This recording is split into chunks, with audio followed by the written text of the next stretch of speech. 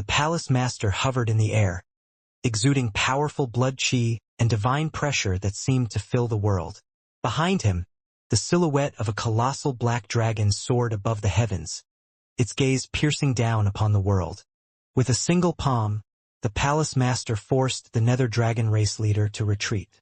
Each step backward resulted in the collapse of the space below the nether dragon race leader, and he only managed to regain stability after 7 steps. "You are." The nether dragon race leader was shocked and enraged. The expert in front of him was clearly only in the eternal realm, but his blood chi was so powerful that it shook the very stars. Scram!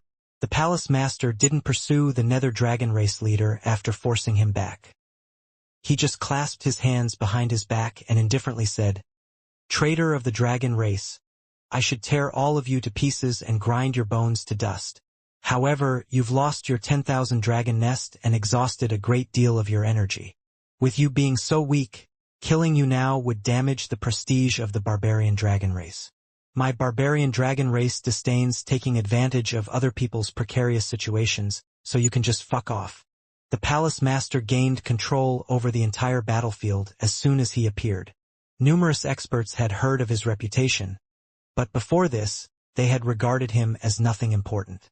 After all, in an era dominated by heavenly geniuses, eternal experts seemed commonplace, and their prominence had seemingly waned. However, the palace master was capable of fighting head-on against a terrifying saint, proving that he was no ordinary eternal expert.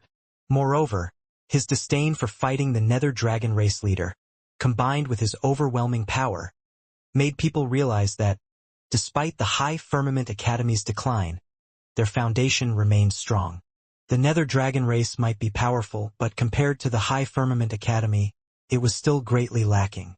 Just a single Long Chun and Dragonblood Legion had almost wiped them out.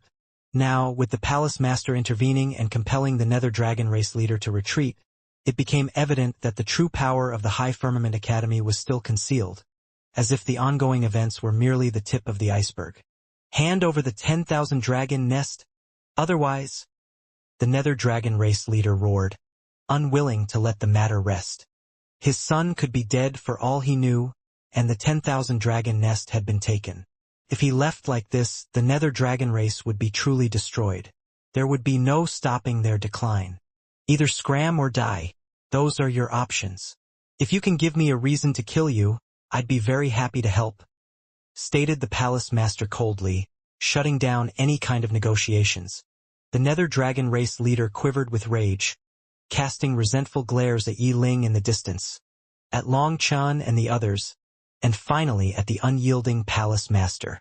Regret filled him as he faced the harsh consequences of his actions. The reason he had let Nether Dragon Tianzhao challenge Long Chun was for fame. If his son won, the name of the first awakened Doyen would be set in stone, and they would push that advantage. As long as Nether Dragon Tianzhao defeated Long Chun, the name of the Nether Dragon race would be elevated. Additionally, by being the first to challenge the High Firmament Academy, they would bask in glory after showcasing their true power. Then, countless factions would want to join the Nether Dragon race. If they had the allegiance of all the budding Doyens, creating an enormous army, who would dare to fight the Nether Dragon race? However, they just had to count their chickens before they hatched. Instead of getting a big piece of fatty meat, they found themselves biting down on unbreakable stone. There was no fat to be had, and they instead broke their own teeth. Previously, to escape Yi Ling's seal, the Nether Dragon race leader had depleted the majority of his core energy, leaving his actual combat power at less than 70% of his peak. Then, the Palace Master's attack shocked him. Although it was just a brief exchange, his expert's intuition told him that the Palace Master was incredibly powerful. Even at his peak state, he wasn't assured of being able to beat the Palace Master. So, in his weakened state, he knew he had no chance at all. If he were to force it, rather than gaining the 10,000 dragon nest, he could just lose his own life. If he died, then the Nether Dragon race might as well just kill itself. If that were to happen, their enemies would have no further misgivings, and the Nether Dragon race would be ripped out by the roots. Good, good, good. The Nether Dragon race leader gritted his teeth, uttering 3 goods before continuing. This time, My nether dragon race admits defeat. We're leaving. The onlookers were stunned by the unexpected turn of events. The nether dragon race was actually admitting defeat? Long Chun and the palace master were also taken aback. Considering that nether dragon Tianzhao could be dead and his 10,000 dragon nest was now in Long Chen's possession, the nether dragon race leader should have gone for broke and fought to the death. However, he actually admitted defeat. That was beyond Long Chen's expectations and served as a warning. The nether dragon race leader was a ruthless character who might resort to unimaginable actions now that he had nothing else to lose. To be able to maintain his composure even in this state, it meant that he was quite the character. Race leader, we can't, wailed an eternal expert. The nether dragon race couldn't lose their 10,000 dragon nest. Shut up, the race leader roared. When he swung his hand, those experts instantly fell silent. After that, the race leader looked back at Long Chun and the palace master. This enmity will be remembered by the nether dragon race. Long Chun looked at him and nodded. You are correct. The debt between us still exists. This time I took your 10,000 dragon nest and next time I'll take your corpse. I will show all traitors that those who sell out their own race won't have good endings. The nether dragon race had betrayed the dragon race to join the netherworld, resulting in the extermination of many members of the dragon race. This was also why the nether dragon race was so detested. In the clash between Long Chun and the nether dragon race, only one could prevail and exist in this world. Then we'll wait and see. The nether dragon race leader snorted and walked off just like that, while the other experts of the nether dragon race were silently weeping as they followed him. When they first arrived, the nether dragon race made a grand entrance, showcasing their power with the 10,000 dragon nest and millions of elite members. Now, with less than 10% of their forces remaining, their once formidable presence had dwindled to a dejected state, shocking everyone. In a single battle, the nether dragon race had plummeted from being the strongest to experiencing an instantaneous decline. This dramatic fall was beyond anyone's imagination. In less than a day, a mighty race at the peak of their existence had experienced an instantaneous fall. The shock it instilled in everyone lingered for a long time. When people looked at Long Chun, there was a new reverence in their eyes. Just as the nether dragon race withdrew, the various factions started to move toward the battlefield. Anyone who dares to touch a single corpse on the battlefield will be killed on the spot, announced Long Chun coldly. The nether dragon race had started to withdraw. The higher-ups left first, leaving behind a group to pick up the bodies of their fallen experts. The nether dragon race wasn't the only one to do this. Other races also wanted to gather the bodies of their fallen kin. Although some of the corpses were in pieces, if they were identifiable, they needed to be salvaged. Allowing the remains of their people to rot in the wild was unthinkable. Hence, Long Chen's words enraged them. How could he forbid them from retrieving the corpses of their fallen? The higher-ups of the nether dragon race hadn't gone far, so the race leader roared at Long Chun furiously. What are you intending? He demanded. Is it not obvious? This entire battlefield is my spoils of war. Since you all wanted to take my life, you have to pay the price, replied Long Chun coldly. We will not allow others to humiliate our martyrs. A warrior can be killed, but not humiliated. The expert was cut off midway through his words as a hole appeared in his head, causing him to drop dead on the spot. Guoran lowered his crossbow, sneering. Idiots! You were the ones who chose to attack us. You should accept the consequences. Cannot handle the humiliation? Well, who can then? Stand out, and my Dragonblood Legion promises to only kill you, not humiliate you. You can all die in peace. Guoran sneered at those people. These idiots coming from various worlds could only be intimidated through power. There was no point in talking reason with them. If one tried, it would be like playing the zither for a bull. Hearing Guoran's response, those experts were startled and enraged but didn't know what to do, so they looked at the nether dragon race. Since the nether dragon race had suffered the most casualties, they wanted to see how the nether dragon race would react to such insults. Long Chun, don't go too far, roared the nether dragon race leader. He didn't know that Long Chen really needed these corpses and thought that Long Chen was simply intentionally trying to humiliate them. "And if I do go too far, what will you do?" asked Long Chen indifferently. The Nether Dragon race leader was so enraged that his hair stood on end. He then turned to the palace master and coldly said, "We're all part of the dragon race. Are you going to let him commit such an outrageous act?" The palace master curled his lips. "Traitors like you dare to call yourselves part of the dragon race? It would have been better if you didn't mention the dragon race. That only makes me want to kill you. Before I change my mind, you better scram." The Nether Dragon race leader could do nothing but quiver with rage. Gritting his teeth, he then turned and left, accompanied by the remaining Nether Dragon race experts, all filled with anger. Unable to recover the bodies of their fallen comrades, it was a monumental humiliation for the Nether Dragon race. Yet they were powerless to resist. Seeing the Nether Dragon race abandon their deceased, the other races were left with no choice but to suck it up. They didn't even dare to gather the divine weapons that were scattered throughout the battlefield. The taste of defeat was bitter and tormenting. "Clean up the battlefield. We made a killing this time." Even before their enemies were gone, Goran and Xiachun already shouted excitedly. They shot forward and started to go through the battlefield with the Dragonblood warriors. Clearly, Xiachun and Goran were doing this intentionally to enrage those people. The latter were truly incensed, but they could do nothing. They could only quicken the pace to get out of here. "Do you want to say goodbye?" In the distance, within the Jiang clan's camp, Jiang Wenyu probed Feng Fei. Feng Fei shook her head. "If you didn't have the courage to help when he needed it, attempting to curry favor after his victory would only make you appear small. Not only would others look down on you, but you would look down on yourself as well." He wanted to play this move now. What was he doing beforehand?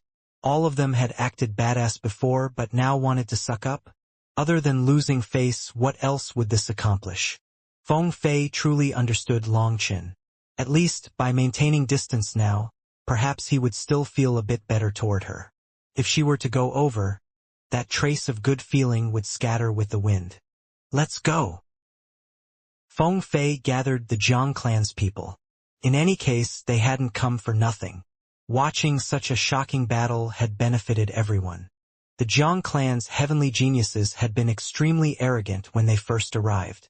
Even Jiang Wenyu, who did his best to stay humble, could not hide that it had just been an act. He only reserved himself to compete for the position of the clan leader. In truth, he was no different from the other two budding doyens. His only good point was that he knew how to act a bit better. After witnessing Long Chen and Nether Dragon Tianzhao's battle, these arrogant fellows seemed to deflate. The shocking battle had shattered their confidence, letting them know that there was a qualitative difference between them. The most significant blow to them was the realization that they not only fell short in comparison to Long Chen but also lagged behind Goran, Xiachun, Yu Zifeng, and other members of the Dragonblood Legion. Even the ordinary Dragonblood warriors surpassed them, leaving them feeling like frogs at the bottom of a well. The Jiang clan's elders also had mixed feelings but mostly deep regret. If they had helped Long Chen when he was weaker, they would have had a good relationship with him. However, now that Long Chen had reached this level, even if the Jiang clan used all their might to form a good relationship with him, it would probably still be futile. Once an opportunity had passed, sometimes there was just no way to mend things. Just as Feng Fei was talking sense to everyone in the Jiang clan, she suddenly sensed something and turned back. She saw Long Chen staring at her and nodding ever so slightly. Immediately, Feng Fei's eyes reddened as she almost teared up, but she did her best to stop those tears and remain calm. She then nodded back to him and turned away. When the Jiang clan's disciples saw that, they were excited. One of them exclaimed, "Big Sister Feng Fei, why don't you invite senior apprentice brother Long Chen over as a guest of the Jiang clan?" "Scram!" Feng Fei shouted at that person, actually feeling angry. That disciple was so terrified that everyone shut their mouth and no longer made a sound.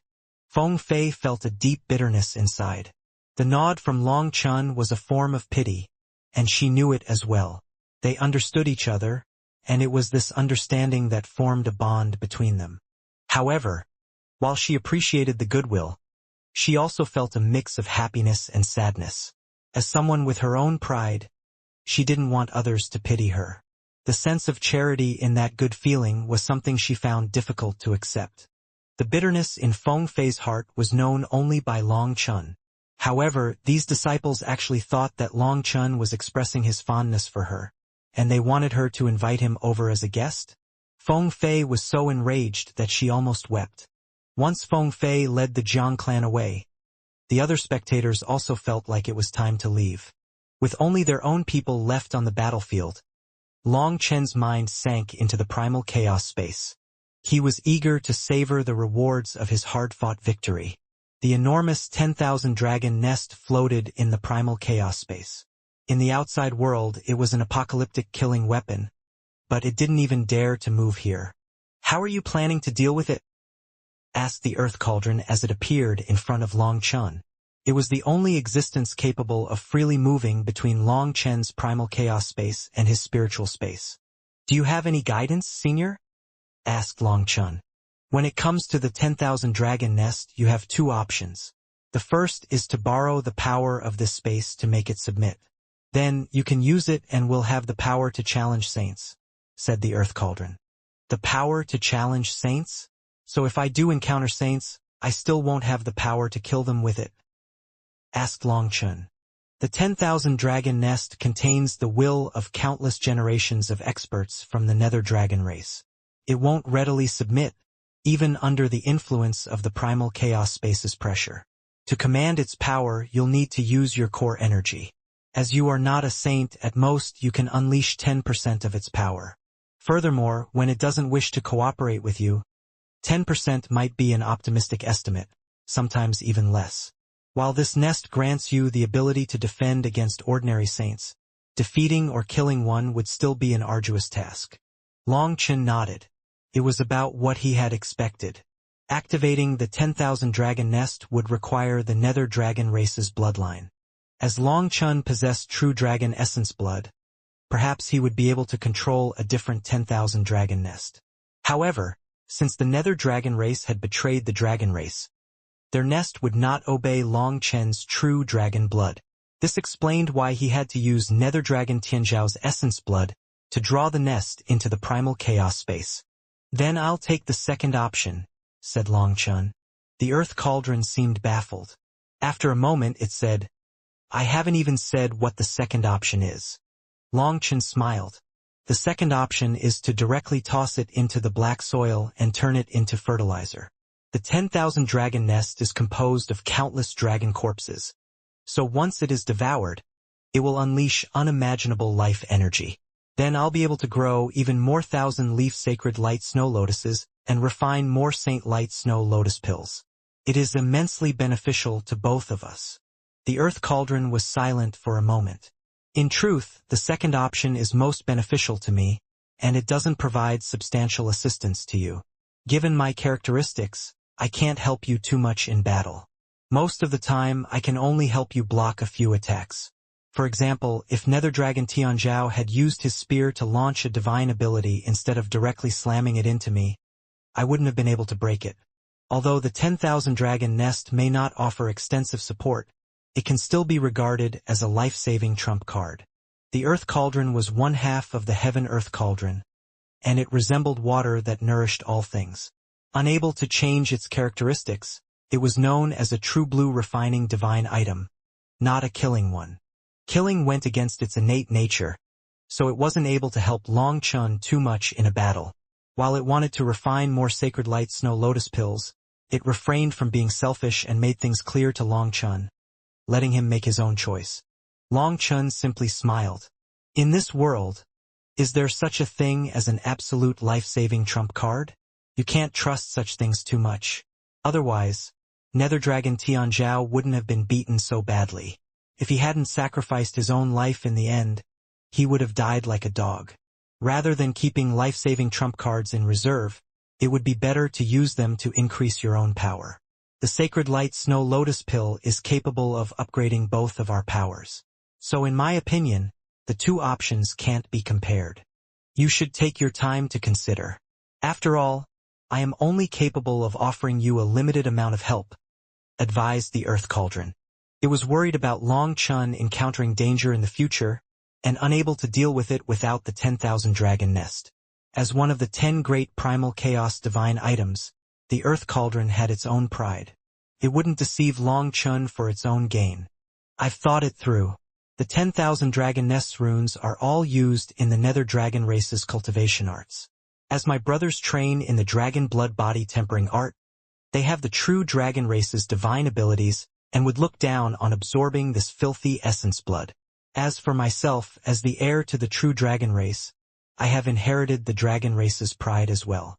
I'm not going to use something from traders for anything except fertilizer, replied Long Chun. Although Long Chun knew that the 10,000 dragon nest was a terrifying existence, he didn't want it. He could extract the saint essence blood inside it and let the dragon blood warriors absorb it, allowing their realms to rise to a shocking level. However, the dragon blood body tempering art came from the true dragon race. So how could he use the blood of traitors to increase his brother's power? It wouldn't be any different than a betrayal. The Earth Cauldron expressed satisfaction with Long Chun's decision. Then I'm at ease. I don't want to influence your judgment of the pros and cons in this case. Long Chun spoke with gratitude. Senior, our encounter was destiny. You've helped me several times, and I am extremely grateful to you already. Even if I die because of this decision, I will not hold the slightest resentment toward you.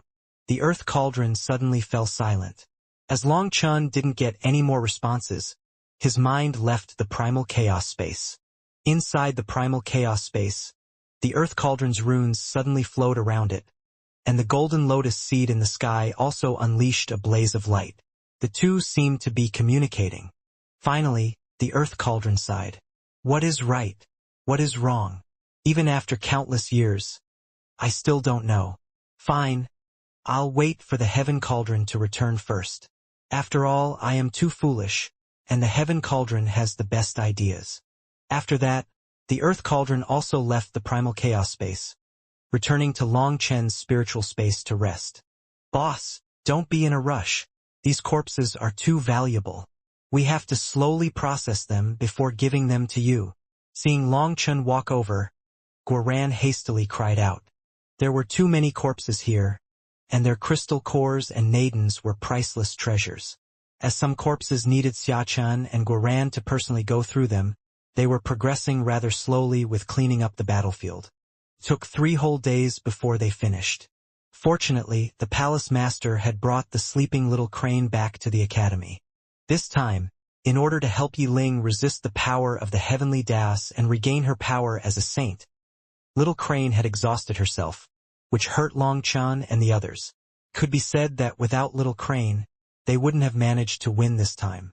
3 days later, they finally finished tidying up the battlefield, and the Dragonblood warriors left in high spirits, leaving behind only a devastated Heavenly Fiend Prefecture. The news of the battle in Heavenly Fiend Prefecture shook the 9 heavens and 10 lands. The battle between the Sage King and the first awakened Doyen was called the greatest battle of heavenly geniuses in the present era. Long Chen's name also quickly spread throughout every corner of the 9 heavens and 10 lands due to this. However, many people had not personally witnessed the fight and could only learn of it from someone else.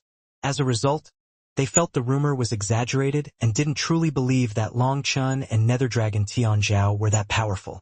After all, rumors were called rumors because there was a great deal of exaggeration. There was no way around it. Long Chun and Nether Dragon Tianzhao's battle contained the secrets of the heavenly Das, so it could only be watched and not recorded.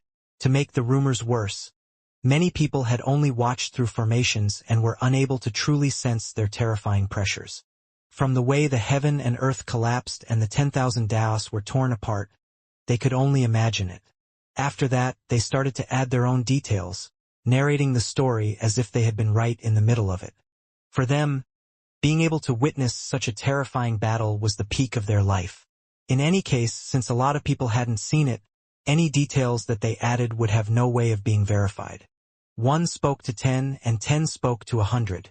Each storyteller then infused their own embellishments, transforming Long Chun into a 3-headed, 6-armed monstrosity in people's imagination.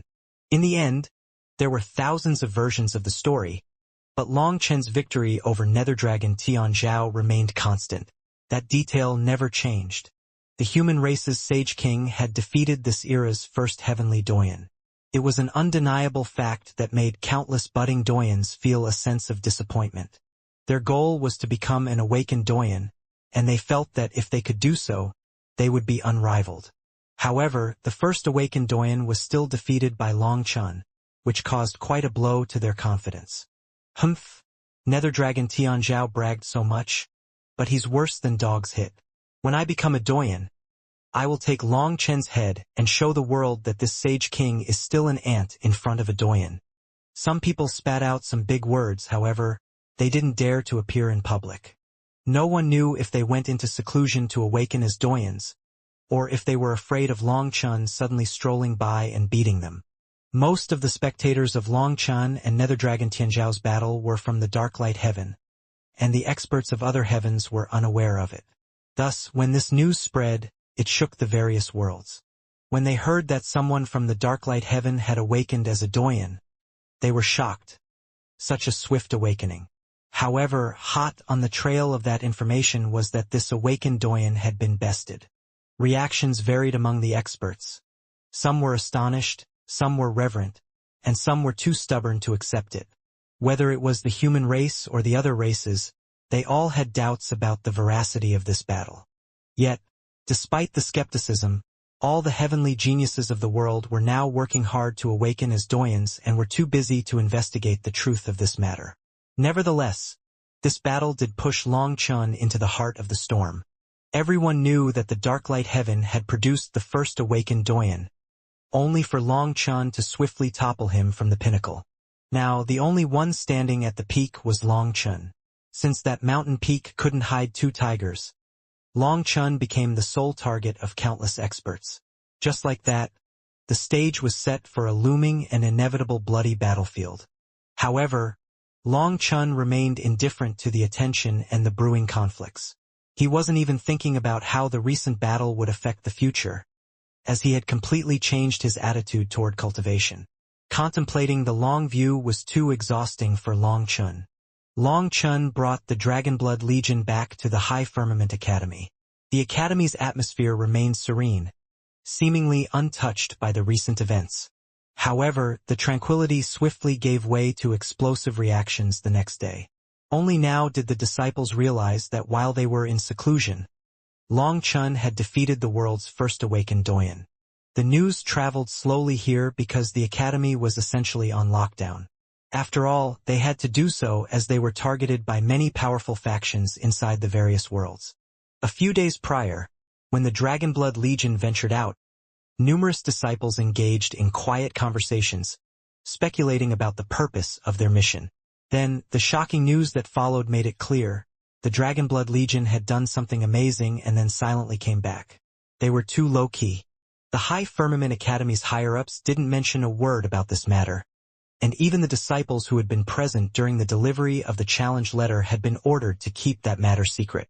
As word spread that Long Chen not only vanquished Netherdragon Tianzhao but also seized the Nether Dragon race's 10,000 dragon nest, slaughtering numerous eternal experts and budding doyens, the Academy's disciples erupted in excitement. Ever since the other worlds opened and countless other races started targeting them, the disciples had endured a sense of oppression and humiliation. They were even instructed to remain within the Academy and cower. Thankfully, Long Chen's vicious counterattack let them vent all those negative emotions. When some disciples checked the outside world, they found that some of the life forms that had been constantly shouting from outside had already vanished, perhaps scared away. The Academy's disciples felt almost godlike now, and their worship and reverence for Long Chen could no longer be described with words. The sound of a brush sweeping rang out. The ground was already clean, yet when this broom swept over it, it still brought out some dust. The broom was firmly held by the knobly hands of an elder in weathered robes. Despite the apparent wear, the robes remained pristine, untouched by a single speck of dust. Sweeping elder, when are you going to let me go all out? Cleaning up after others doesn't suit me. I'm going to explode at this rate. The palace master stood beside the sweeping elder, frustration etched on his face. Now, the palace master no longer appeared like a mighty expert and was like a complaining child instead. The elder continued sweeping. You still haven't restrained yourself enough. Keep going. But dash. The palace master shook his head. Sweeping elder, at this rate, my body is going to rust. Finally, the sweeping elder stopped his movements, and his turbid eyes stared at the palace master. The palace master instantly stood at attention, waiting for his teachings. Your chance has come. The sweeping elder smiled slightly. The palace master was baffled to hear this. However, he also quickly sensed someone walking over. Palace master, you're here too? Long Chun was surprised to see the palace master present as well. Cough, I was just passing by, so I wanted to greet the sweeping elder, said the palace master. He naturally couldn't say that he had come to complain like a child. Greetings, sweeping elder. Long Chun hastily bowed to this old man. The palace master smiled and said, I saw your battle with Nether Dragon Tianzhao. It was truly marvelous. You overpraised me, replied Long Chun humbly. With Long Chen's arrival, the sweeping elder put his broom on the stairs and sat down beside it. It's a good thing that you came. I have something to tell you. This little one is listening. Long Chun hastily sat down on the ground, and the palace master followed. Even someone like the palace master had to act like a disciple in front of the sweeping elder. This matter relates to the Nether Emperor. You must be careful, warned the sweeping elder. Isn't the Nether Emperor still in the process of nirvanic rebirth? Long Chun still hasn't reached the point of drawing his attention, right? Asked the palace master. He knew more about the Nether Emperor than Long Chen. With Long Chen's cultivation base and power, it still isn't enough to draw the Nether Emperor's attention. However, Long Chen has become entangled with the Nether Emperor's karma. Firstly, one of his women is the Nether Emperor's daughter, and Long Chen forcibly removed the Nether Emperor's seal on her. Secondly, Nether Dragon Tianzhao, a son of the Nether Emperor, was almost slain by Long Chun. He had no choice but to sacrifice himself, explained the sweeping elder slowly. But it doesn't seem like these two bits of karma are enough to draw the Nether Emperor's attention in the midst of nirvanic rebirth, said the palace master. His karma is not limited to just these two. Long Chun, in the netherworld, did you form a relationship with a certain person? Asked the sweeping elder. Long Chun was startled. His first thoughts went to Lung Yueyan and Ming Songyue. However, another figure entered his mind. You mean Big Brother Wu Tian? Long Chen's heart trembled at the possibility. Has he told you about his past? Asked the sweeping elder. All I know is that he is a three-headed heaven-devouring beast. The emperor race of the Nether. Wait, the Nether race's emperor, the Nether Emperor. Long Chen's expression suddenly changed. If his big brother Wu Tian was the Nether Emperor's descendant, wouldn't the two of them be destined to fight? Thinking of how Wu Tian sincerely viewed and treated him as a brother, Long Chen panicked. Seeing the change in his expression, the sweeping elder shook his head. You don't need to worry. While the three-headed heaven-devouring beast is indeed an emperor race of the netherworld, it's not the sole one. The netherworld has multiple emperor races. The Nether Emperor, currently undergoing nirvanic rebirth, is the mortal enemy of the three-headed heaven-devouring beast. Moreover, the three-headed heaven-devouring beast's loss of its emperor status is a result of the Nether Emperor colluding with the underworld race and orchestrating their fall. To put it plainly, their position was usurped through deceit. If you and Wu Tian share a close connection, it naturally triggers karmic ties, making it more likely to attract the Nether Emperor's attention. Hearing that Wu Tian was the sworn foe of the Nether Emperor, Long Chun sighed with relief. Wu Tian was truly like a big brother to Long Chen. Despite their relatively short acquaintance, their bond was exceptionally strong. So if Long Chun had to cross blades with Wu Tian, his heart would break. Luckily, the Nether Emperor is still in the midst of nirvanic rebirth, remarked the palace master. It would require an exorbitant price for him to issue an edict. Do you think he'd find it worthwhile? You should recall who the Nether Emperor faced back then that he had to enter nirvana. replied the sweeping elder. The palace master's jaw dropped, and he stared in shock at Long Chun, suddenly thinking of something. The sweeping elder continued, Long Chun, you don't need to worry about the Nether Emperor personally attacking you, but you do need to worry about Nether Dragon Tianzhao. Him? Yes. He will very likely be possessed by the will of the Nether Emperor and return as a true son of the Nether Emperor. You must be mentally prepared. You cannot look down on him when the time comes, warned the sweeping elder. Long Chun smiled. As long as the Nether Emperor doesn't personally descend, I'm not afraid of his underlings.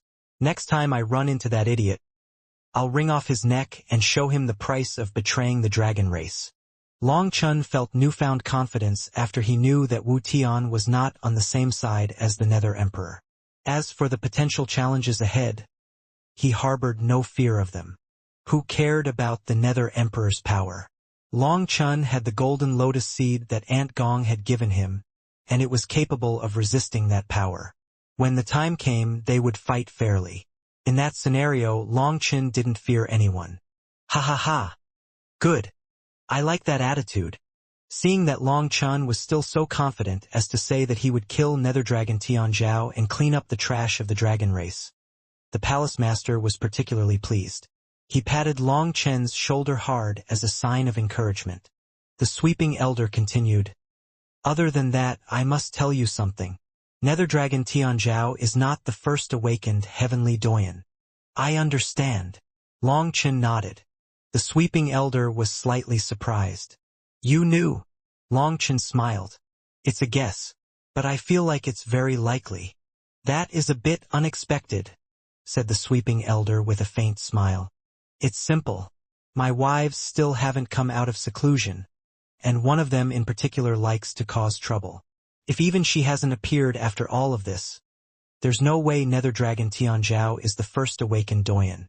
The Nether Dragon race only announced such a thing because they lacked confidence in their own power, wanting to rope in more budding Doyens to strengthen the Nether Dragon race.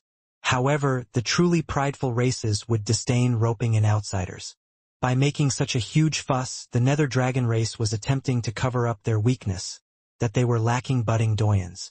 If the Nether Dragon race had a lot of budding Doyens, they definitely wouldn't have announced that Nether Dragon Tianzhao was the first awakened Doyen. Instead, they would have used his power to create more awakened Doyens inside their race. The sweeping elder nodded and praised Long Chun. Not bad. It's quite rare to see such a sharp vision from a youngster. Long Chun said, In truth, Nether Dragon Tianzhao isn't anything special. Right now, the truly powerful existences have yet to reveal themselves. It's the half-empty bottles that make the most noise. In my battle with Nether Dragon Tianzhao, none of my other friends showed up. Clearly, they are in important junctures in their own cultivation. If only one or two didn't show up, that would be one thing. But the absence of all of them indicates that numerous genuine heavenly geniuses are currently in seclusion. The human race's calculations really are frightening. I didn't give much thought to the issue, remarked the palace master, shrugging. That's right, Long Chun. What did you come to see the sweeping elder for? While the palace master's cultivation base was impressive, his intellectual prowess wasn't quite there. What if Long Chun had some secrets to tell the sweeping elder? Wouldn't his question make things awkward then? Nevertheless, Long Chun replied, Since the dean isn't present, I decided that I should tell the sweeping elder that I want to seize the esoteric spirit world. If you want to, then go. The sweeping elder simply smiled as if he had long since expected this. With an awkward tone, Long Chun said, However, with just the Dragonblood Legion's power, doing such a big thing feels a bit reckless. I need the Academy's support as well. That's easy. I'll help you. The palace master promptly offered his assistance, patting his chest before the sweeping elder could respond. The sweeping elder then looked at the palace master, but the latter didn't dare to meet his gaze. The palace master had intentionally said this first, so that the sweeping elder wouldn't be in a good spot to refuse. The sweeping elder slowly rose and grabbed his broom once more. The two children hastily stood up as well. As the sound of his sweeping resumed, the sweeping elder said, There's always more dust to be swept up. As soon as you're done sweeping, more dust appears. Sigh, there's nothing that can be done. The palace master was lost. The sweeping elder's words sounded as though he were talking to himself.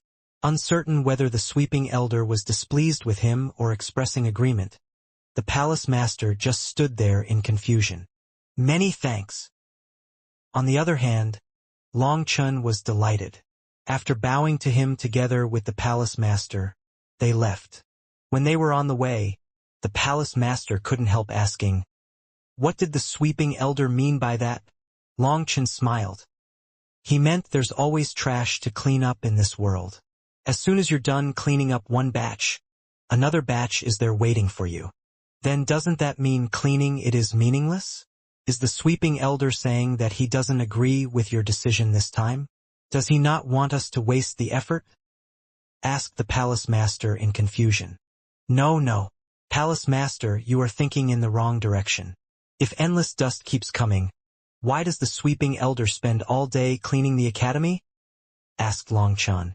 Well, the palace master fell silent, not knowing how to reply. There's endless dust, and there's no stopping it. However, this world still needs someone to sweep up the dust. While it looks like they're working for nothing, as long as they're here, this world will be relatively clean. The sweeping elder's broom purifies the academy, as well as people's hearts and souls. I don't have such a profound realm, so all I can do is eliminate the trash through brute force. By sweeping the ground, the sweeping elder is subtly telling us what we should do, explained Long Chun. What? If it was such a simple answer, why did he have to make it so complicated? The palace master found himself at a loss for words.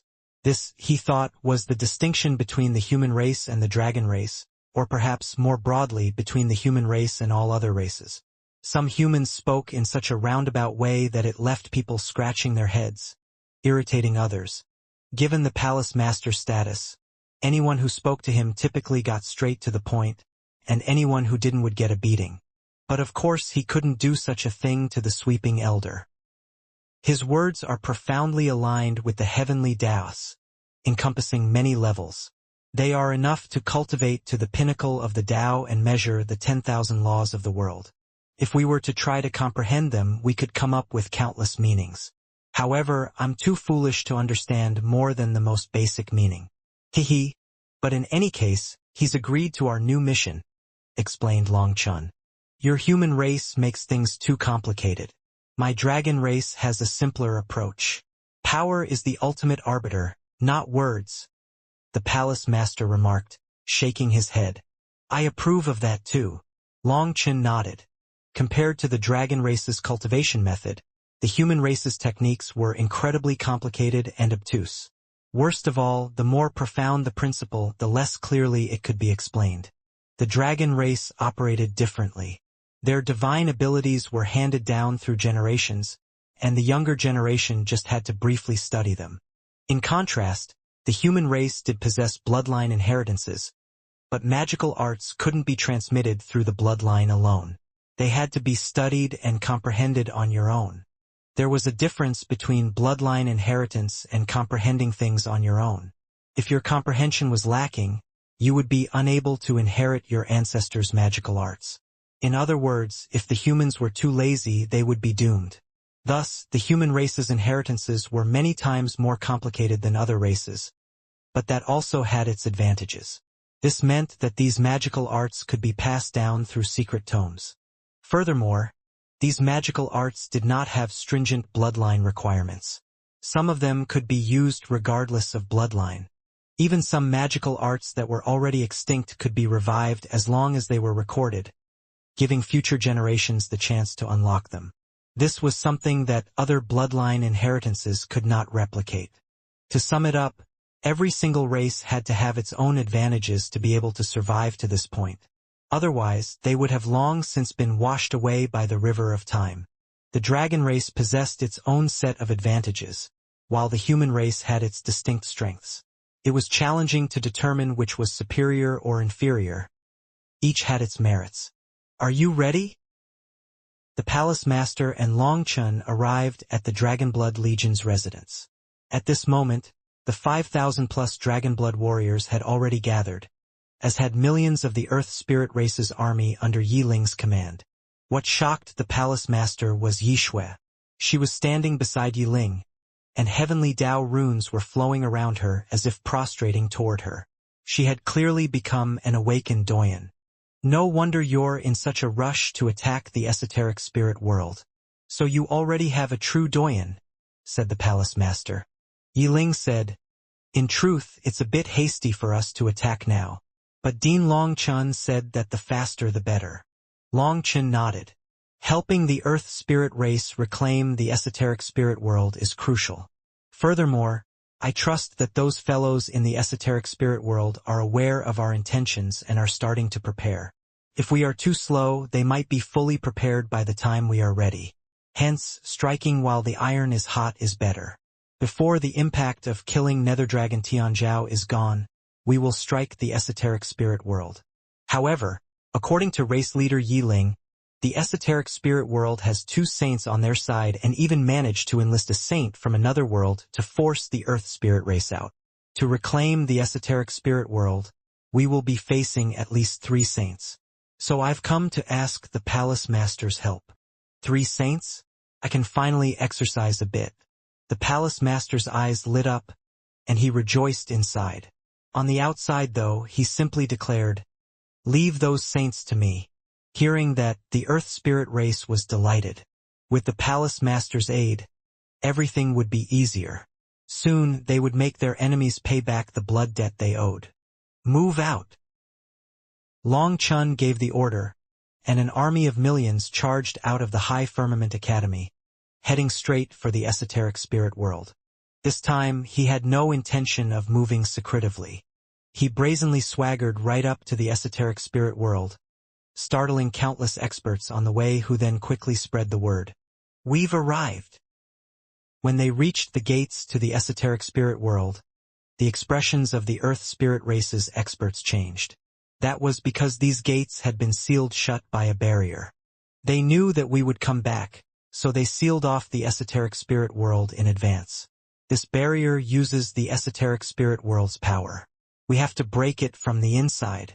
Otherwise, even the combined might of 4 saints would prove ineffective against it if attempted from the outside, said Yi Ling. All the expressions of the Earth Spirit Race's experts changed. Breaking this barrier from the outside would be like facing the laws of the entire esoteric spirit world. Xia Chun, what do you think? Asked Long Chun. Xia Chun was already examining the formation closely. After a while, he smiled. The structure of this barrier is simple and crude.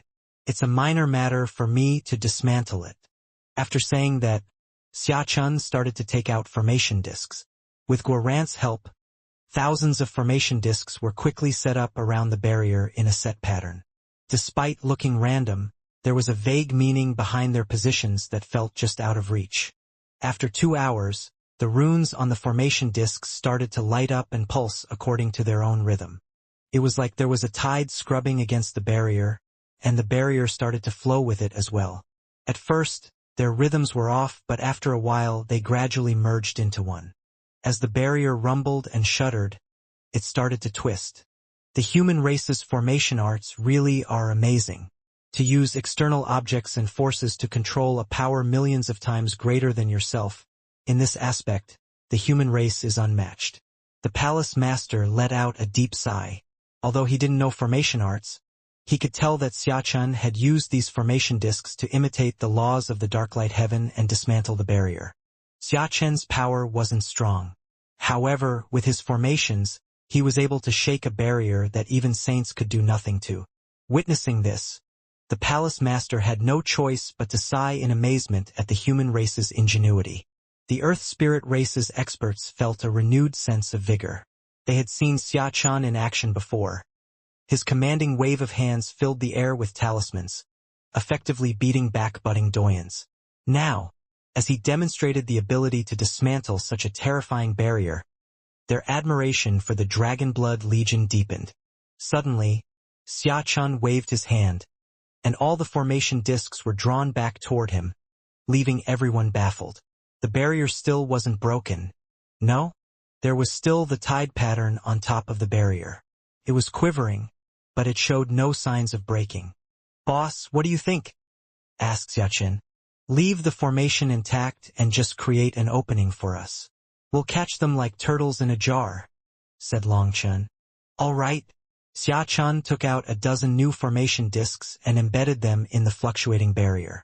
Originally, Xiaqin had been planning on directly shattering the barrier. That would be simpler. However, if they did that and wanted to slaughter all their enemies, they would have to spend a great deal of effort guarding the exit. Now, since Longchen wanted to preserve the barrier to prevent that from happening, Xiaqin needed to use more meticulous formation arts to make a hole in the barrier without breaking it. He also needed to change his method of dealing with the barrier. To put it frankly, this barrier had been put up by the people inside. It resembled a chained door, and Xiaqin's goal extended beyond merely opening it. He wanted to change their chain so that their key could no longer open it. 2 hours later, a vortex appeared on the barrier, the entrance to the esoteric spirit world. However, it was a one-way entrance. Once you were in, there was no getting out. "I'll go first." Without hesitation, the palace master entered the vortex and vanished. After the palace master entered, Longchen didn't move, causing Yi Ling to feel baffled. "Are we not going as well? We're going to wait a minute." The people inside knew that Xiaqin was opening the gate, so they likely laid a trap for us within. The palace master will disrupt their plans, providing us with a secure deployment zone. "However, it'll take some time," explained Longchen. Just then, the barrier started to flicker and shudder intensely, and a terrifying pressure came from the other side of the barrier. As expected, there were saints lying in wait.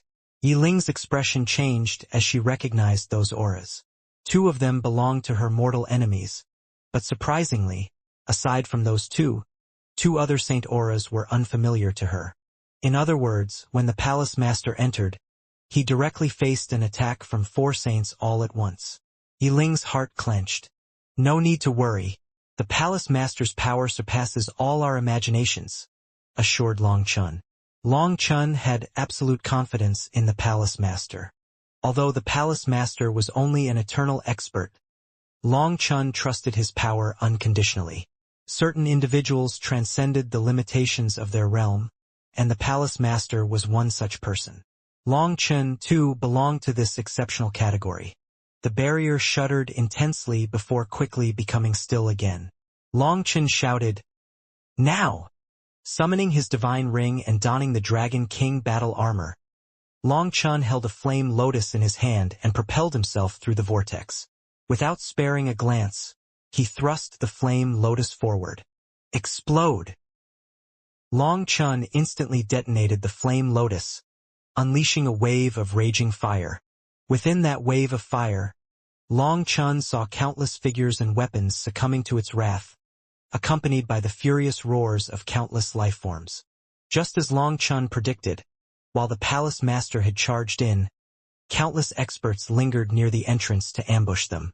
However, Longchen struck first. Regardless of whether there were indeed individuals guarding the entrance, he opted for an offensive approach. As a result, his sudden attack caught these experts off guard. Still in the midst of launching their assault on Longchen, they were abruptly interrupted and sent flying by the force of the flame lotus. Many miles away, Longchen sensed terrifying auras that shook his heart. These were not saint auras.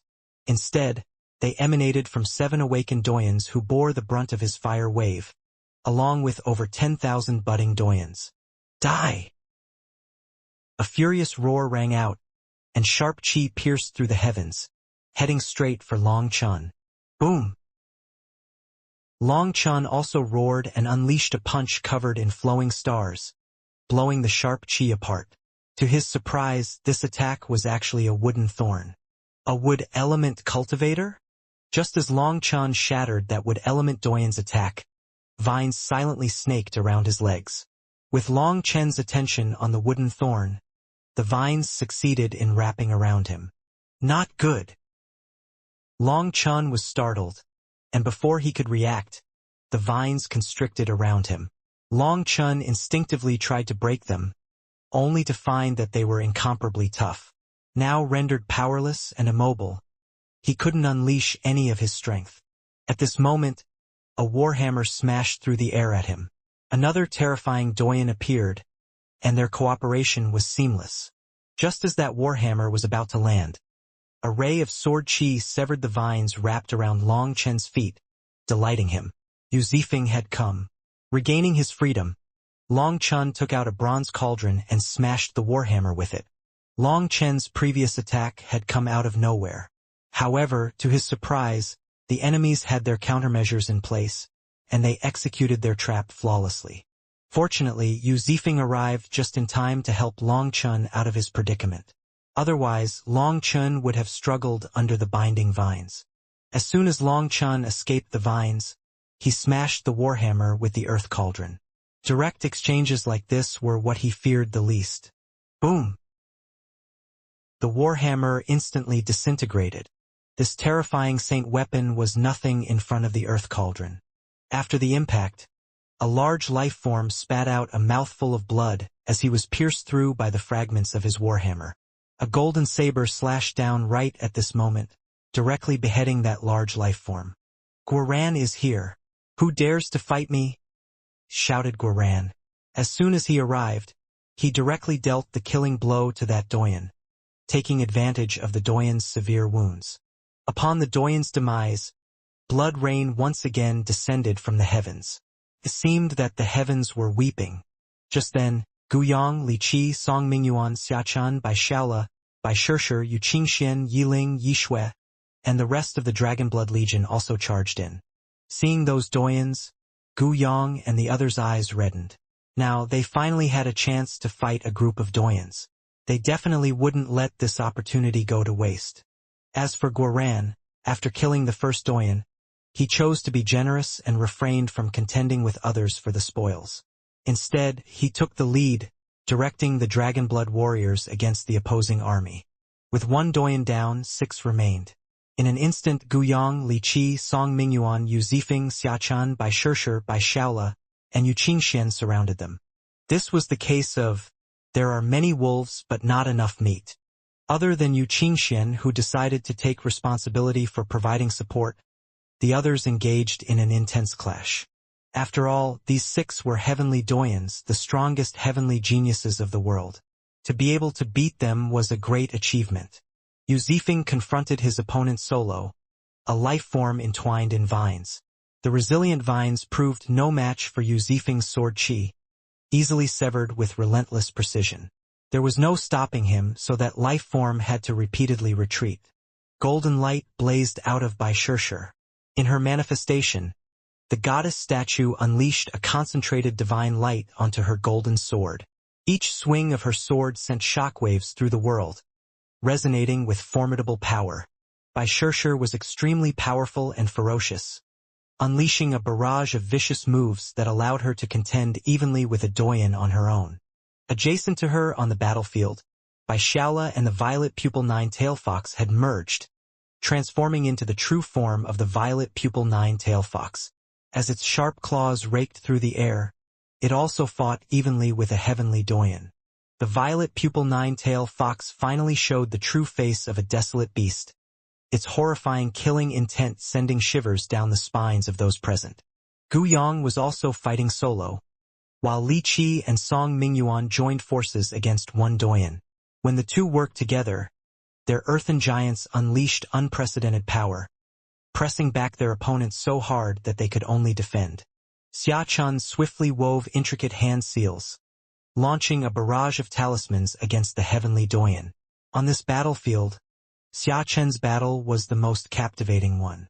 The detonation of each talisman resembled a burst of fireworks, each manifesting tens of thousands of distinct divine abilities.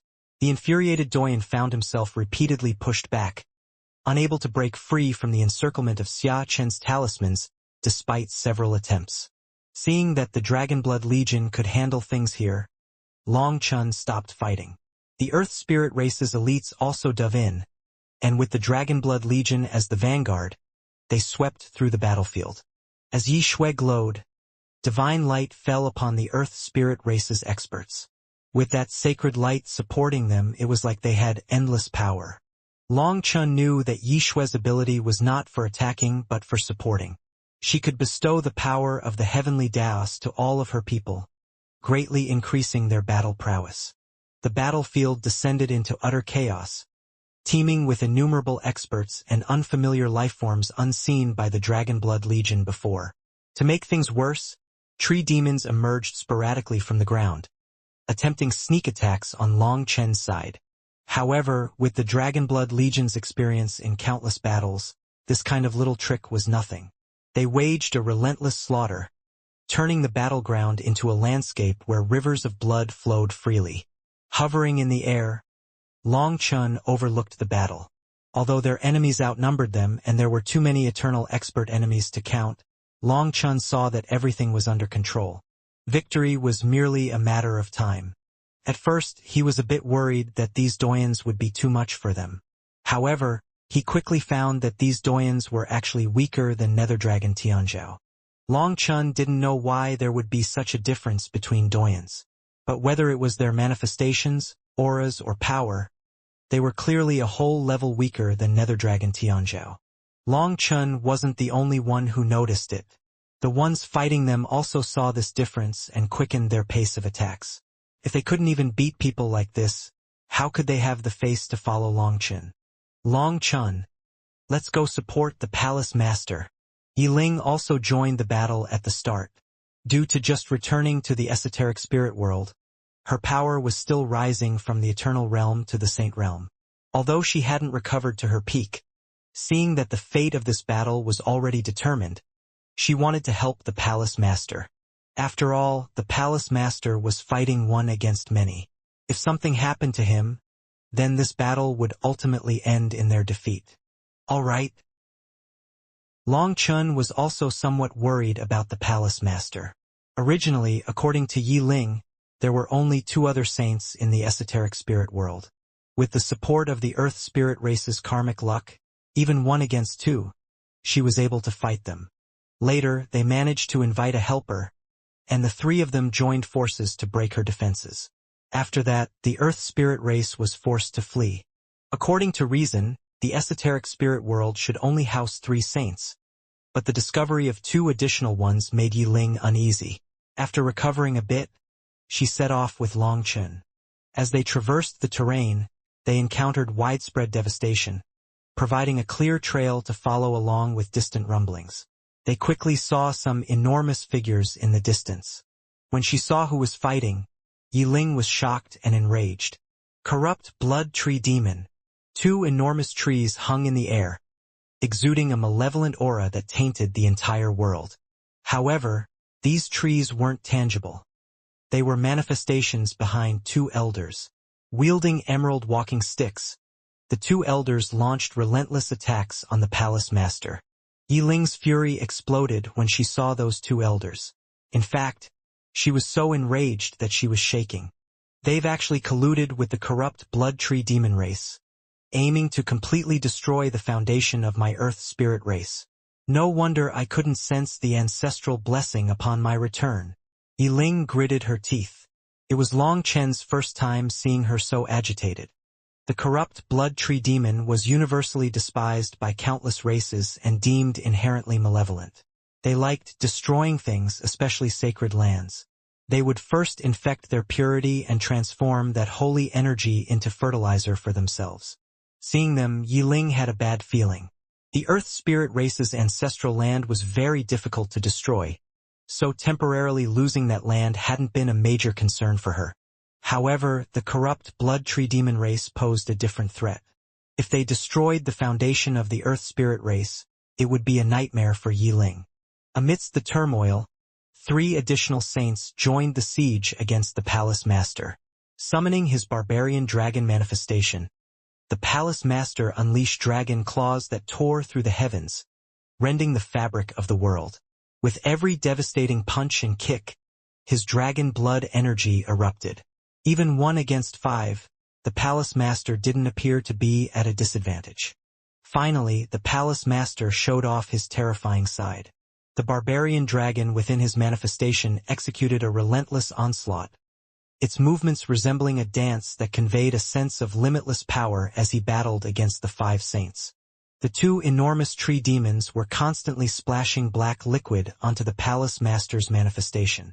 After that, his manifestation would light up, driving away this black liquid. Long Chun could see that this liquid possessed a terrifying corrosive effect, causing black spots to emerge in the surroundings of the palace master's manifestation.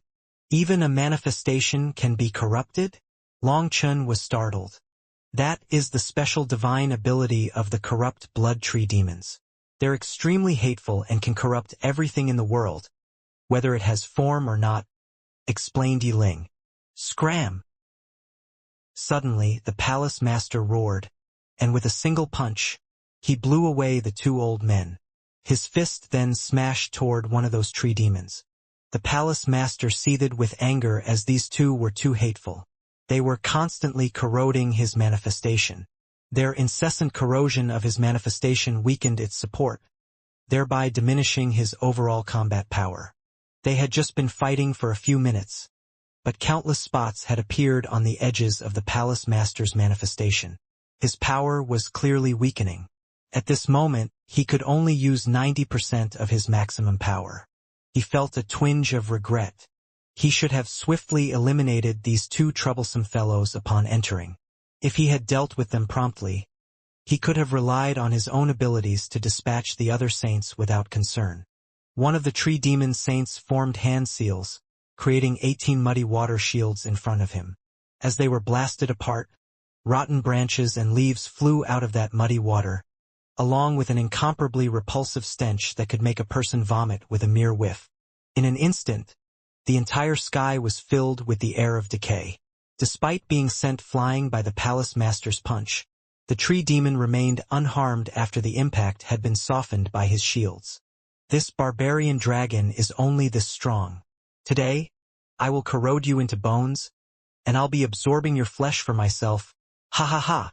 That tree demon laughed arrogantly. Long Chun, what do we do? Their power counters mine, and we only have 1 chance for a sneak attack, said Yiling frantically. As a member of the spirit race, her power relied on purity. Hence, if the corrupt blood tree demons corrupted her aura, her power would plummet as well. Despite his inherent dark aura as a black barbarian dragon, even the palace master was not immune to their corruption. So, Yiling would be even more affected by them. Moreover, she had just started recovering her saint power and wasn't at her peak yet. If corrupted, her realm would instantly plummet from the saint realm. Therefore, she genuinely only had 1 chance to launch a sneak attack. Long Chin understood. These 2 corrupt blood tree demons were a pain in the butt. Without their special divine ability, even facing them in a 1-against-5 scenario, the palace master would be able to beat them black and blue. You don't need to join in. If I can't endure, remember to save me, said Long Chun. You! Yiling was startled. She didn't know what Long Chun was planning on doing, but he suddenly charged toward one of those corrupt blood tree demons with his Kunping wings. The instant he joined the battlefield, a terrifying pressure struck him, almost crushing him. This was the power of saints. Without being one as well, an individual wouldn't even have the power to stand against them. Hence, the moment Long Chun entered this region, it was like he had become immortal again, the pressure almost shattering his bones. It was at this point that Long Chun truly comprehended the formidable nature of a saint. The disparity between him and a saint was immense. 7-star battle armor. Long Chun didn't bother concealing himself. If he didn't unleash his full power now, he wouldn't be able to reach the center of the battlefield. If that happened, his sneak attack plan would instantly crumble. Where did this ant come from? Scram! Too focused on the palace master, the corrupt blood tree demons truly didn't take note of where Long Chun had come from. But the moment Long Chun summoned the 7-star battle armor, he drew their attention. A wooden spear shot toward Long Chun like a bolt of lightning, and violent killing intent instantly locked onto him. Seeing this attack, Long Chun let out a shout and sent a 7-color sword to intercept it.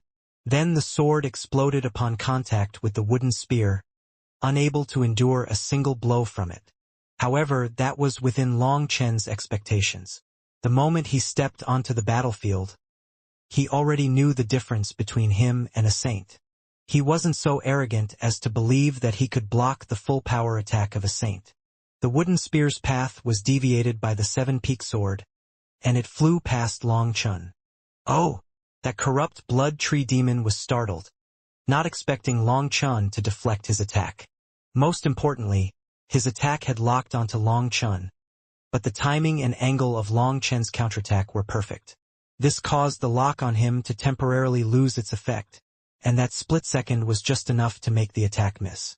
Just as the corrupt blood tree demon was startled, Long Chen's Kuanping wings flapped, and he shot toward the elder, sending a kick at the elder's face.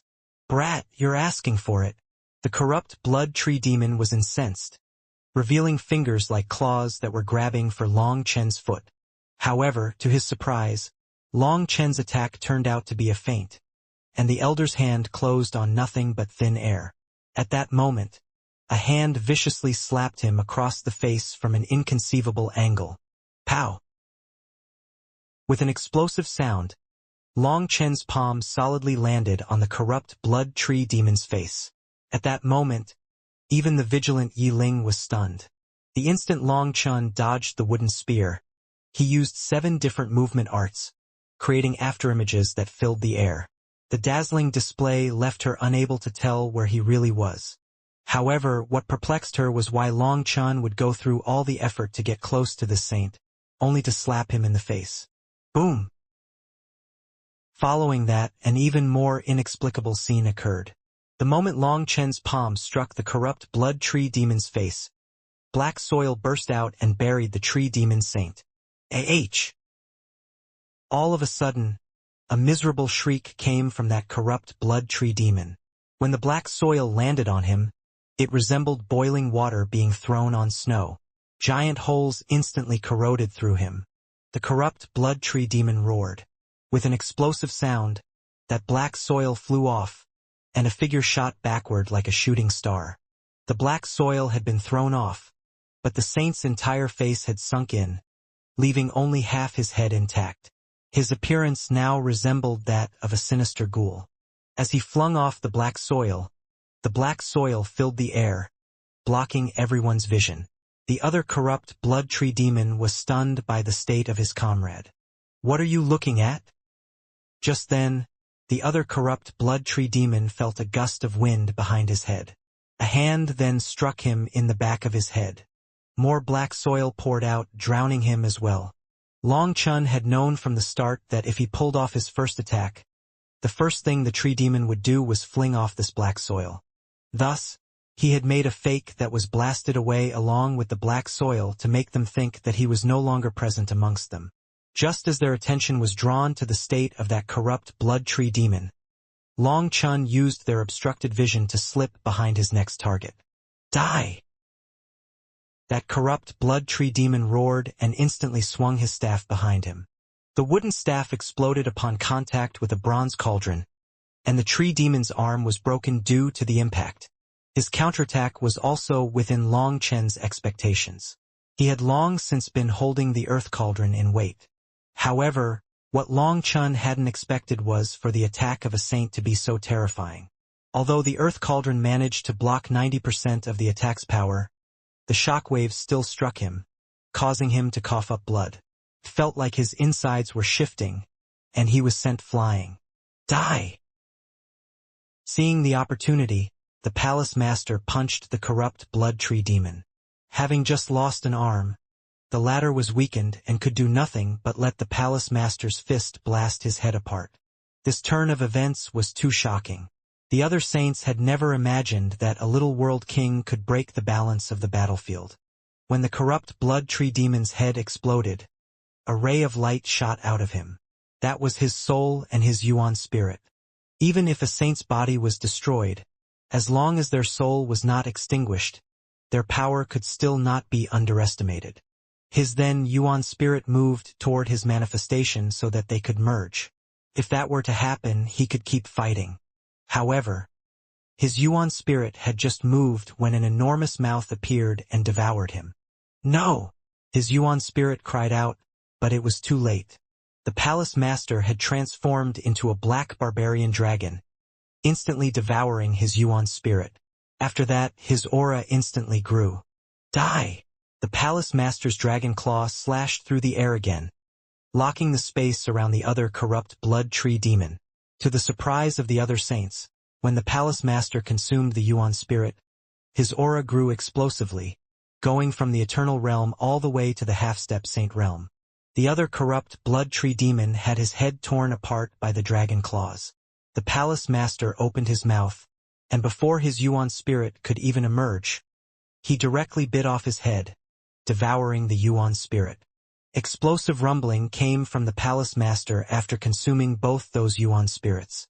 Black chi swirled around him. And his aura grew increasingly terrifying. It appeared as if he were undergoing some kind of transformation. Seeing this scene, the other three saints were terrified. The palace master was on the verge of a breakthrough and was now unrivaled. They could no longer defeat him. Run! One of those saints turned to flee, but just as he moved, a sharp claw collapsed on him. Boom! His head exploded. His Yuan spirit was absorbed by an irresistible force, and his body was tossed aside. The other two saints also fled in different directions, and the palace master's huge dragon form suddenly vanished. No! Please, Two screams rang out, and two auras disappeared. While holding the earth cauldron, Long Chun was completely stunned. The palace master was actually capable of devouring other people's Yuan spirits to increase his realm? What kind of heaven-defying ability was that?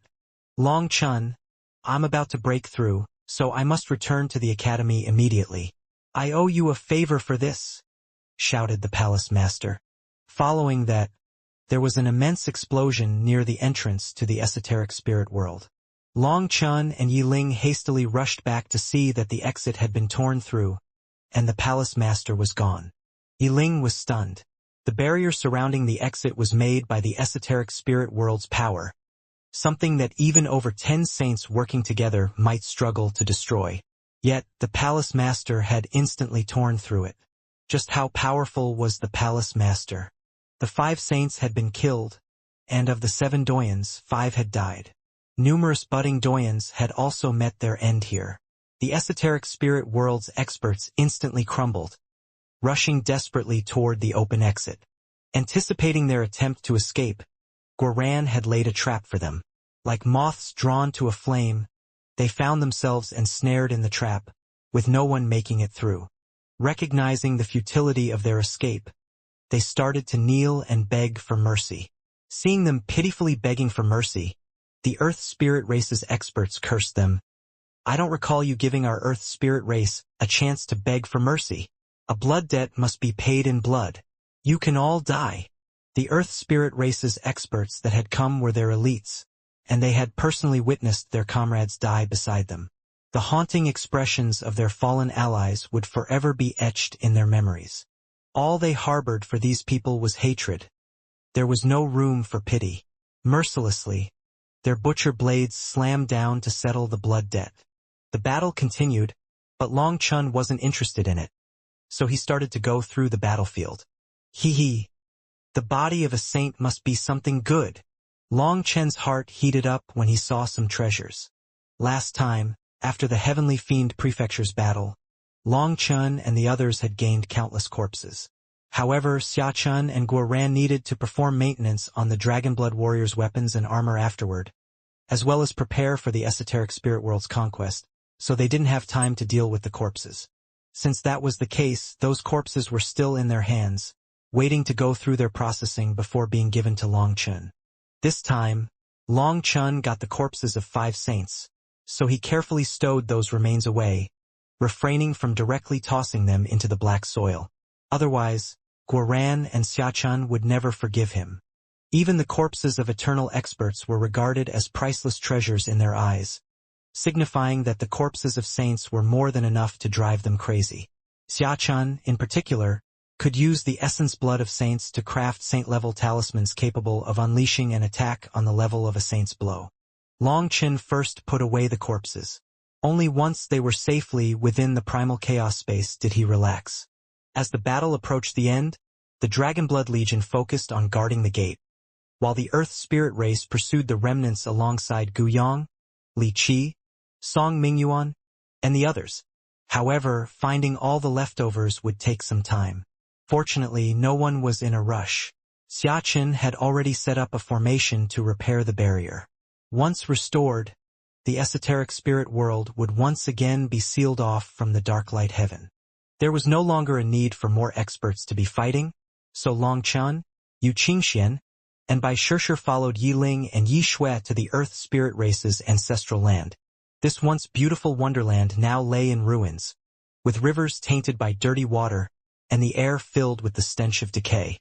Countless corpses of wild birds and beasts floated in the contaminated waters, evoking tears from Yi Ling and Yi Xue. Similar to the spirit race, the Earth Spirit race would create a beautiful home wherever they went. As they liked purity, the rear mountains of the High Firmament Academy had been turned into a wonderland by them.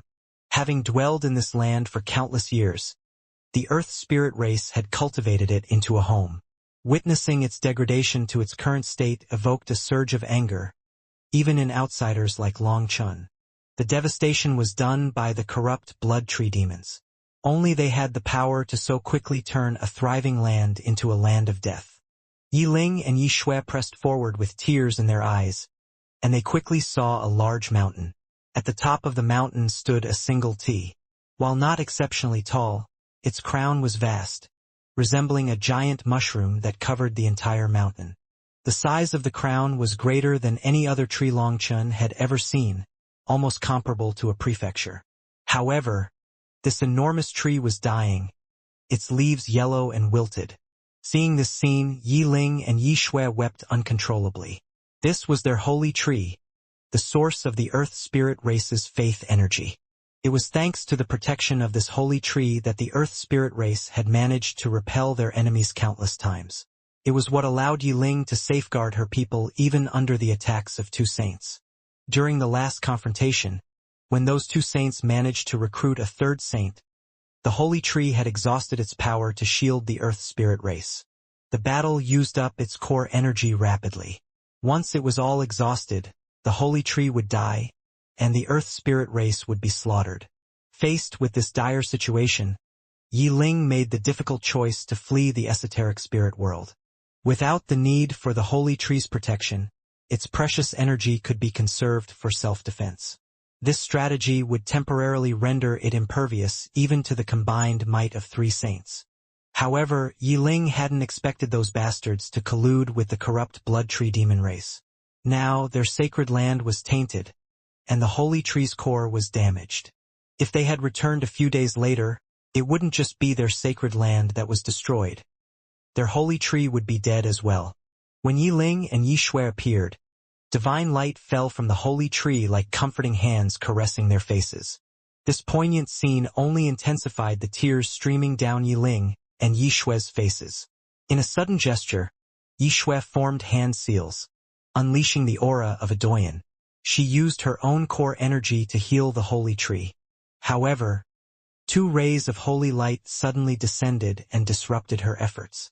The holy tree prevented her from continuing her actions. It's useless. The holy tree's core has been corroded. We still came back too late, said Yi Ling as she wept helplessly. Bai Shishir and Yu Qingxuan's eyes were red.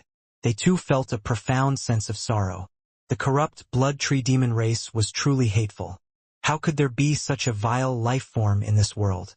Long Chun, what are you doing?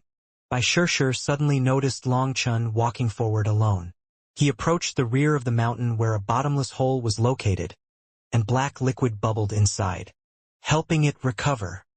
Long Chun smiled. He then dipped his hand into the black hole, and white flames burst out of his hand. In an instant, the black liquid ignited, burning and freezing at the same time. Following that, giant chunks of ice were thrown out of the hole. Witnessing this, Yi Ling and Yi Xue were overjoyed. Though they had nearly given up hope, Long Chun reassured them that he could aid the holy tree's recovery. The holy tree had stopped Yi Xue from healing it, telling her that she didn't need to waste the effort. However, that didn't mean that Longchen couldn't do it.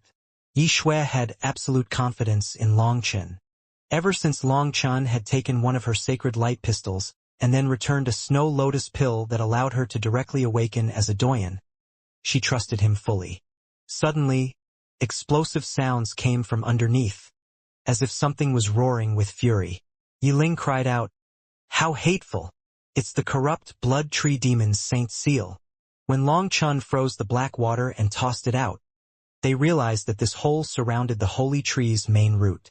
Countless black marks were now etched into the main root, exuding an evil aura indicative of the ongoing corrosion. The black liquid was the result of the corrosion. Longchen's expression changed after seeing those marks. They resembled a seal, akin to putting maggots on bone. If he were to forcibly destroy them, it would damage the holy tree's core, potentially leading to its destruction.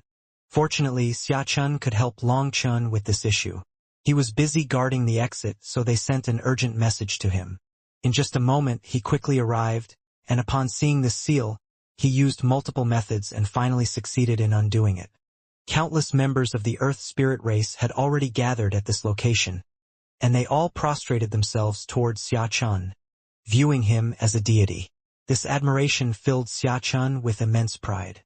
After the seal was undone, Longchen formed hand seals, and the space behind him split open. Soil then poured out, carrying the essence of primal chaos. When the divine soil filled the area around the holy tree, it quivered. Following that, a scene that stunned the Earth spirit race's experts occurred. The bottomless pit was filled with new soil. After that, the withered holy tree quivered, and its yellow leaves gradually grew green once more, pulsing with vitality. This is Yiling, Yi Shui, and the rest of the Earth spirit race's experts were overwhelmed with shock. Following that, tears of joy streamed down their faces as they witnessed the salvation of their holy tree. The holy tree held profound significance for the Earth spirit race, representing their faith. If it perished, they would be akin to children losing their mother. That kind of grief could not be described with words. Looking at Longchen, they were filled with gratitude. Even if they had to sacrifice themselves for Longchen now, they would do it without hesitation. In their hearts, he had ascended to the status of a godlike figure. As time passed, the holy tree started to thrum with newfound vitality. Divine light then flowed out of it, purifying the foul water. A complete purification process unfolded as the land throbbed with life. Innumerable seeds sprouted, laboring to break through the soil and bask in the sunlight. Longchen had originally thought that this place would take tens of thousands of years to recover. Hence, he was surprised to discover that the desolate land harbored countless hidden seeds. To resist the corruption, some vegetation had gone into a dormant state to survive longer. Now that their chance came, new plants quickly sprouted, and the desolate land was filled with life under the holy tree's light. The foul stench vanished, replaced by the smell of flowers and plants. The once hellish landscape was now transformed into a breathtaking wonderland. The transformation seemed to occur almost instantly, as if the holy tree was a grandmaster magician. If Longchen hadn't personally witnessed it, he wouldn't have dared to believe it. As Longchen watched this stunning scene, his heart was also moved. Those seeds of life made him think of the human race. The human race had also weathered countless tribulations. Prairie fires turned the grass to ash. Yet when the wind blew away the fire, the grass resiliently sprouted anew. In the face of adversity, humanity entered a form of hibernation, only to surge forth with renewed vigor once the tribulations subsided. This powerful life force embodied a commitment to tenacity and attachment. Despite enduring many hardships, the human race clung tenaciously to life, defiantly fighting against the force of fate. Observing the seeds sprouting amid adversity filled Longchen with profound motivation and granted him fresh insights. Dean Longchen, thank you for everything. My Earth spirit race is eternally grateful to you. Suddenly, Yi Ling led the Earth spirit race in kowtowing toward Longchen. Senior, don't be like this. It was nothing more than a minor effort from my side, said Longchen, trying to pull her up. However, Yiling continued to bow according to their ancient etiquette before slowly rising. The holy tree has said that you are our spirit race's guiding star, so the earth spirit race will unwaveringly follow you, even in the face of death, declared Yiling. She was serious. Furthermore, she made a deliberate distinction between the spirit race and the earth spirit race in her words. Yet, Long Chun remained oblivious to this nuanced detail. You don't need to be so courteous. Without you, I also wouldn't have made such a huge profit. We are simply mutually benefiting, said Long Chun humbly. In truth, Long Chun had a great distaste for this kind of custom. Other than to one's parents, Long Chun felt like no one should kowtow to anyone. If someone sincerely felt gratitude, they should remember it in their heart. Some words and things should be simply left in the heart. That would be more significant than saying it out loud. Long Chun was precisely that kind of guy. If someone helped him, he rarely said thanks. However, when they needed his help, he would go through fire and brimstone to help them without hesitation. Although Long Chun knew that the Earth Spirit race was a simple race that expressed exactly what they thought and that they cared deeply about this kind of etiquette, Long Chun still didn't like it. The holy tree was rapidly recovering, and Xia Chun had fully repaired the exit of this world. The majority of their adversaries had also been eliminated, though it was possible that a few remnants were still hiding somewhere. Xia Chun, however, wasted no time in setting up sensing formation discs and strategically placing them. Any remaining stragglers would be swiftly dealt with. The Dragonblood Legion naturally didn't need to do anything against those weaklings, having no interest in killing such feeble opponents. On the contrary, for the Earth Spirit race, these remnants were their sworn enemies who had to be completely eradicated. Thus, this task was assigned to them. After undergoing 2 intense battles in a row with no time to rest, the Dragonblood Legion finally had some time to adjust their condition.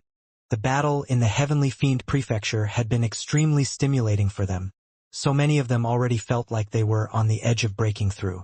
However, to not affect their state in the esoteric spirit world, they consciously suppressed their cultivation bases. Now, with that consideration set aside, they were prepared to enter seclusion to further their progress. Only Xia Chun and Guoran continued to work. They sought out a secluded spot in the esoteric spirit world to handle the aftermath of the battle, the corpses. Long Chun joined them in the effort. The process corpses were thrown into the primal chaos space, destined to be consumed by the black soil.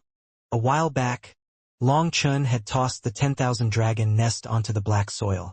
But even after several days, there were no signs of it breaking down. The earth cauldron had told Long Chun that this black soil had miraculous power, but that power also had to mature. The more corpses it devoured, the stronger it got. In its state now, devouring the 10,000 dragon nest was a bit too much. It was like gnawing at a bone, resulting in the decomposition being very slow. Hence, it was better to first break down these corpses. The more corpses the black soil devoured, the stronger it grew. With this reminder from the earth cauldron, Long Chun cursed himself for being foolish. He actually hadn't taken note of this detail. Previously, the black soil had required a huge amount of time just to decompose immortal king corpses, but now those corpses could be instantly absorbed. Long Chun had always assumed that the strength of the black soil was related to his cultivation base and the size of the primal chaos space. Yet it was actually different. The black soil had its own laws. The more corpses it absorbed, the stronger it got. Long Chun was excited after learning this. If the black soil got stronger, wouldn't he be able to directly devour the likes of the corrupt blood tree demon saints just by spraying them with it? Even if it didn't prove fatal, dealing a severe wound to them would be enough. Then Long Chun would have the power to slay saints himself. The black soil had a terrifying killing power toward plant-type lifeforms. If he encountered experts like them in the future, wouldn't one toss of black soil get him a huge harvest? Long Chun was instantly motivated to work even harder. He, Xia Chun, and Guoran quickly extracted the crystal cores, nadins, essence blood, and other important parts of the corpses before Long Chun tossed the rest into the primal chaos space to be absorbed. After tossing more and more corpses into the black soil, Long Chun suddenly noticed a change in the heavenly Tao tree at the center of the black soil. This is, When he saw 7 sparkling fruits on the heavenly Tao tree, Long Chen's heart skipped a beat. Heavenly Doyen fruit? Long Chen held his breath when saw those 7 sparkling fruits. After Long Chen had slain Nether Dragon Tianai, a budding Doyen, he was filled with hope and checked to see if a heavenly Doyen fruit would appear. To his dismay, the heavenly Tao tree yielded no new growth. Later on, in his fight with Nether Dragon Tianzhao, Long Chen wanted to kill that bastard so badly, as he wanted to see whether the heavenly Tao tree possessed the transcendent power to produce a heavenly Doyen fruit. Despite his efforts, Nether Dragon Tianzhao managed to flee after using a sacrificial technique. Nevertheless, Long Chen had slain countless budding Doyens, yet there was no discernible response from the heavenly Tao tree. With that, Long Chen assumed that triple supremes were the limit of the heavenly Tao fruit. After all, Doyens were masters of the heavens, and so it seemed reasonable that their power could not be assimilated by the heavenly Tao tree. He stopped thinking about it after that. However, this discovery made him jump. Heaven-defying, absolutely heaven-defying, Long Chen roared. The heavenly Tao tree was absolutely heaven-defying. It was actually able to produce heavenly Doyen fruit, signifying that he could create heavenly Doyens in the future. In other words, the Dragonblood Legion would become a legion of Doyens, masters of the heavens. Long Chen's spirit was set ablaze. He immediately plucked one of those heavenly Doyen fruits. Sensing the heavenly Tao energy inside of it, he suddenly became pensive. This isn't right. This heavenly Tao energy is different from those Doyens. Long Chen sensed something off. The auras of those Doyens always disgusted him, but the aura of this fruit evoked a sense of familiarity. Could it be that these heavenly Doyen fruits will birth Doyens that are different from the original Doyens from whom their power is derived? Long Chen stared at the heavenly Doyen fruit suspiciously, his discovery stirring a sense of unease within him. Oh! Long Chen's attention was piqued when he suddenly discerned a peculiar feature within the boundless heavenly Tao runes inside the fruit. A distinct pit with a 5-point star caught his eye, its irregular and mysterious nature making him curious. 1-star heavenly Doyen fruit? Long Chen's mouth opened on its own. Long Chen suddenly thought of Nether Dragon Tianzhao, and lightning seemed to flash through his mind. Now, he had a guess as to why those heavenly Doyens were so different from Nether Dragon Tianzhao. A 1-star Doyen. In other words, the weakest level of Doyen. So, Nether Dragon Tianzhao must not have been a 1-star Doyen. The more he thought, the more he felt that was the case. Hee. Good. Then I can create my own Dragonblood Heavenly Doyen Legion. Long Chen laughed excitedly. With Doyen power backing their dragon blood power, the Dragonblood Legion would go through a complete transformation. However, Long Chen still hadn't had a chance to test these heavenly Doyen fruits, so he couldn't make any rash moves.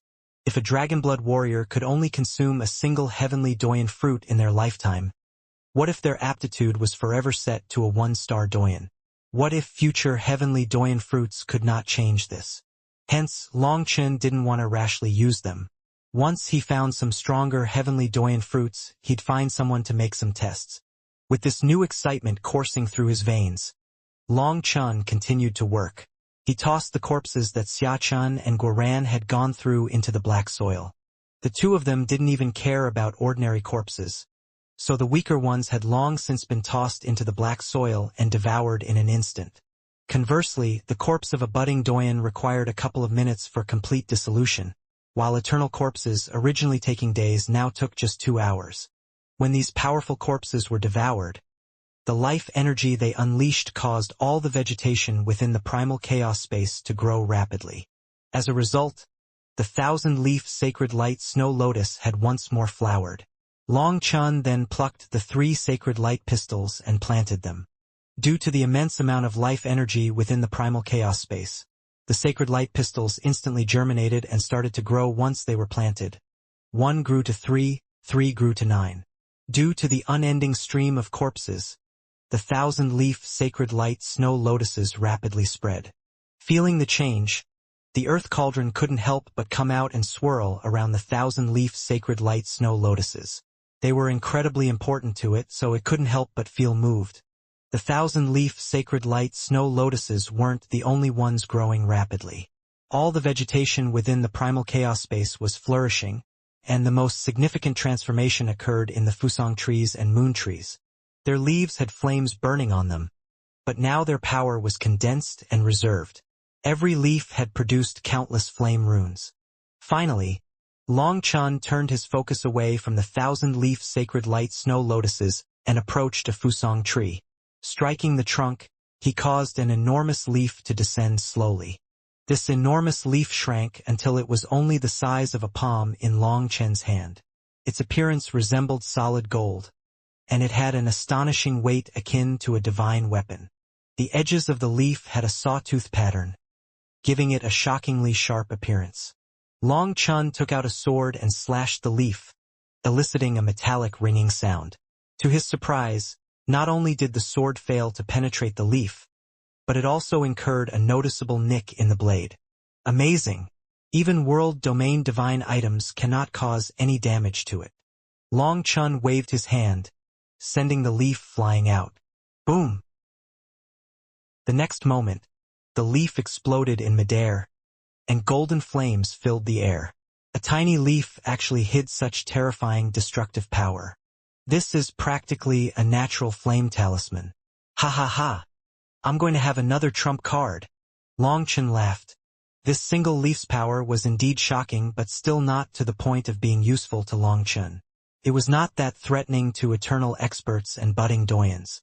However, as more corpses were tossed in, the fusang trees and moon trees continuously grew, and their leaves constantly had new runes appearing on them. In the future, they would definitely become terrifying killing items. If even the leaves were so powerful, then the actual branches had to be even more explosive. However, Long Chun still hadn't thought about how to use them. The growth of the fusang trees and moon trees made Huolinger the happiest of all. She was like a gluttonous cat watching as her little fish pond grew, eating her fill every day. The primal chaos space was also transforming with the addition of these corpses.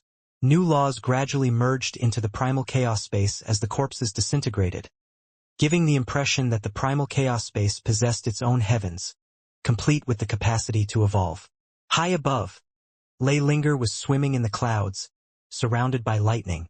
The thunder force emanated from the corpses, initially perplexing Long Chun. Seeking understanding, he turned to the Earth Cauldron for answers. The Earth Cauldron's answer was extremely straightforward. Heavenly tribulation.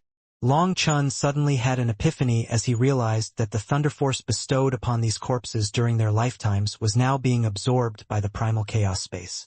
Now, Lei Linger no longer needed to starve between Long Chen's tribulations. With the continuous absorption of thunder force from the potent corpses, Lei Linger finally acquired her own cultivation land within the evolving primal chaos space. Time passed quickly as they worked. After half a month, Xia Chun and Guoran finally finished dealing with the corpses. When they were done, Yi Ling and Yi Shui ran over to them. "We've opened the esoteric spirit eye." Hearing this news, Long Chun was delighted.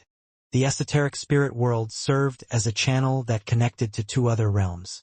While one link led to the Darklight Heaven, the second forged a connection to a mysterious and boundless world, the very source of the endless primal chaos chi within the esoteric spirit world. Back in the humanless world, Long Chun had also come across a similar phenomenon. However, a distinct disparity lay in the fact that the esoteric spirit world's channel directly interfaced with this mysterious and arcane dimension. From the mysterious primal chaos eye in the humanless world, Long Chun could sense primal chaos chi gushing out of there. Nonetheless, traversing through it proved to be an impossible feat. One reason why Long Chun was in such a rush to help the Earth spirit race reclaim the esoteric spirit world was also due to this selfish motivation. After hearing about the esoteric spirit eye, he wanted to know just what kind of world it was. When Long Chen, Xia Chun, and Guoran were busy dealing with the corpses, the Earth spirit race mobilized their forces to search for the esoteric spirit eye. Finally, under the old nest of the fiend demon race, they found the esoteric spirit eye. The fiend demon race was one of the Earth spirit race's mortal enemies, and they had tried to seal off the esoteric spirit world, preventing the rest of the world from enjoying the endless primal chaos chi gushing out of it. However, there was no way to truly seal off the esoteric spirit eye. The fiend demon race had put down a forceful seal on it, only for that seal to suddenly explode and almost wipe them out. After that, they realized that they could only enjoy the benefits that the esoteric spirit eye brought, and they couldn't keep it for themselves. Nevertheless, the fiend demon race persisted in employing some petty tricks, doing their best to retain the purest primal chaos chi within their territory before allowing it to spread throughout the world. That was more beneficial to their cultivation. The Earth spirit race didn't mind this, given the abundant amount of primal chaos chi in this world. The actions of the fiend demon race had negligible effects on the Earth spirit race's cultivation progress. However, the fiend demon race didn't know about their indifference. To prevent the Earth spirit race from one day claiming the esoteric spirit eye, those idiots set down countless mechanisms to conceal its aura. As a result, the Earth spirit race was aware of its existence but remained oblivious to its precise location. After that, the fiend demon race was wiped out of existence, with the higher-ups slain by the Palace Master and the Dragonblood Legion. As for the remaining small fish, they didn't know about this secret. As a result, the Earth spirit race had to spend a great deal of time and effort before they finally found the esoteric spirit eye beneath the nest of the fiend demon race. When they did, they immediately alerted Long Chun. Long Chun was overjoyed to hear this news. Having dealt with the corpses, Xia Chun was busy examining the Saint cores and blood to create the best talismans from them. Guoran was also thinking of adding Saint runes to his armor to increase its power. However, when their boss ordered them, they directly followed him to the fiend demon race's ancestral land. The once proud nest was in ruins, with the original structures torn down. Nature had started to reclaim the area, manifesting new vegetation that seemed to be attempting to cleanse and rejuvenate the scarred land. At the heart of this desolate region, there was an enormous empty space. It was at this moment that Long Chun finally beheld the esoteric spirit eye. The esoteric spirit eye was an enormous lake. Its long and narrow shape resembled an eye, and it was as flat as a mirror. Endless primal chaos chi gushed out of this expansive space. What pure primal chaos chi! It's like the mist produced by top-grade primal chaos spirit stones, exclaimed Xia Chun. The primal chaos chi here was comparable to chi-gathering formations made with top-grade primal chaos spirit stones. It had to be known that Xia Chun didn't have that many top-grade primal chaos spirit stones, so he treated each one as a treasure to be used on his talismans and Guoran's tools. He wasn't willing to waste them on chi-gathering formations. This indicated that the primal chaos chi coming out of the lake was incredibly dense, akin to the output of a top-tier natural chi-gathering formation. The Dragonblood Legion would be able to cultivate much more effectively here. The humanless world's primal chaos eye was garbage compared to this place, said Guoran. Having entered the humanless world with Long Chun and claimed the primal chaos chi from the primal chaos eye, the two of them had felt the primal chaos eye to be a peerless treasure back then. But now they found something even more extraordinary.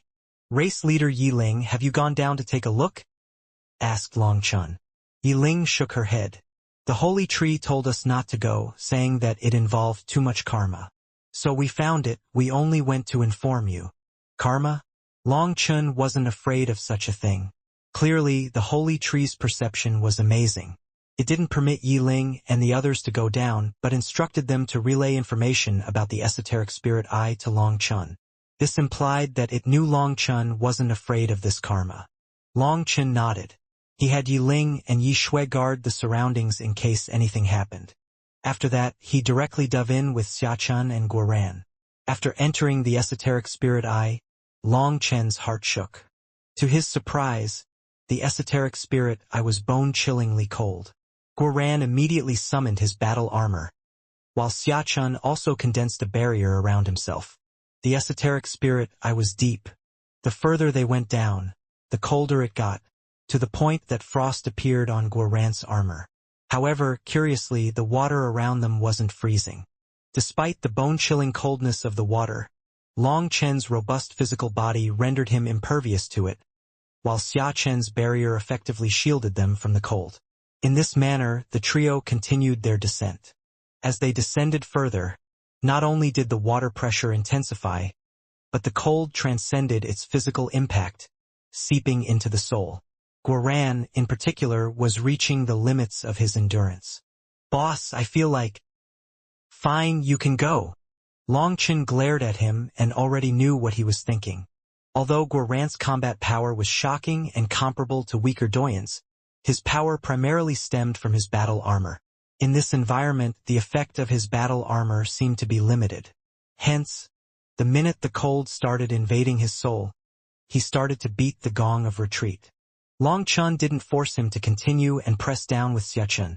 Thankfully, Xiachen's spiritual strength was extremely powerful, enabling him to control thousands of talismans at once and resist the cold and pressure. The esoteric spirit, I was like a bottomless hole. Fortunately, Xiachen wasn't Guoran. His combat power, willpower, and spiritual strength were all strong, so he followed close behind Longchen. "Boss, we're almost at the end." Xiachen suddenly let out a delighted shout. It was no longer dark beneath them as there was a spot of light. The two were rejuvenated and went straight for it. When they were less than 100 miles from it, an overwhelming force abruptly impeded their advance, bringing them to an abrupt halt. "There's a barrier." Xiachen's expression changed. 100 miles from the source of light, the powerful pressure became solid, blocking Longchen and Xiachen from advancing any further. Longchen extended his hand, feeling like he was pushing through something extremely elastic. As long as he did it lightly, he could slowly pull back his hand. But with every extra inch he attempted, the pressure increased exponentially. If he were to force it and the elastic nature vanished, it would be like facing a heavy star, and he would have no chance of advancing at all. Longchen pushed a bit harder, and in response, a formidable backlash resonated through his abdomen, causing a sharp ache. The intensity of the resistance left him genuinely astonished. This barrier possessed unprecedented strength. Meanwhile, Xiachen was busy studying the barrier. Yet, the more he studied it, the graver his expression became. "How is it? Do you think you can break it?" asked Longchen. "No, it's impossible. This is an unsolvable barrier, and our power definitely cannot break it," answered Xiachen eventually. He had never encountered such a tricky barrier before. Xiachen felt like his hands were tied, unable to find any leverage point. This barrier was the result of the friction between two worlds, so breaking it would require a complete understanding of the laws of both worlds. Even with 1,000,000 years at one's disposal, grasping the laws of the esoteric spirit world would be an immensely challenging feat, let alone the laws of the mysterious world on the other side. That was because the laws of the world were in constant flux, evolving and adapting. Constant changes happened as they were affected by other worlds. That was why Xiachen described it as impossible. In other words, no formation master could possibly do anything about it. Perhaps if a person's power could surpass both worlds, they could break the barrier through brute force. But did such a person really exist in this world? Longchen's heart sank. He knew Xiachen's ability all too well. If Xiachen said it was impossible, then they would have come here for nothing. They had to go back up. "However, I do have a way for us to get closer to the exit." "Boss, just wait a moment. I'm going to try something," said Xiachen. Xiachen started to take out formation discs and set them up around him. Sometimes he would take out several hundred at once or even tens of thousands. As more and more formation discs were embedded in the surroundings, Longchen felt the pressure in front of them shrink. An hour later, millions of formation discs were floating in the air. Xiachen was sweating. "When did you get this rich?" Seeing all these formation discs, Longchen was stupefied. Just how much time and effort had been spent on these formation discs. With Big Sister Qingxuan's medicinal pills, I can save time on cultivating. Now all my time goes into inscribing formation discs and talismans. This is my full stock. Boss, let's go slow. Once we reach the limit, we won't be able to go any further. Otherwise, if we trigger an expulsion from the other world, all of this money will evaporate," said Xiachen. He couldn't break the barrier, but he was able to let them move within the range that the barrier allowed so that they could get closer. However, they should not trigger the world's expulsion. Long Chen nodded, and the two carefully crept forward. Long Chen couldn't help admiring Xia Chen's formation arts.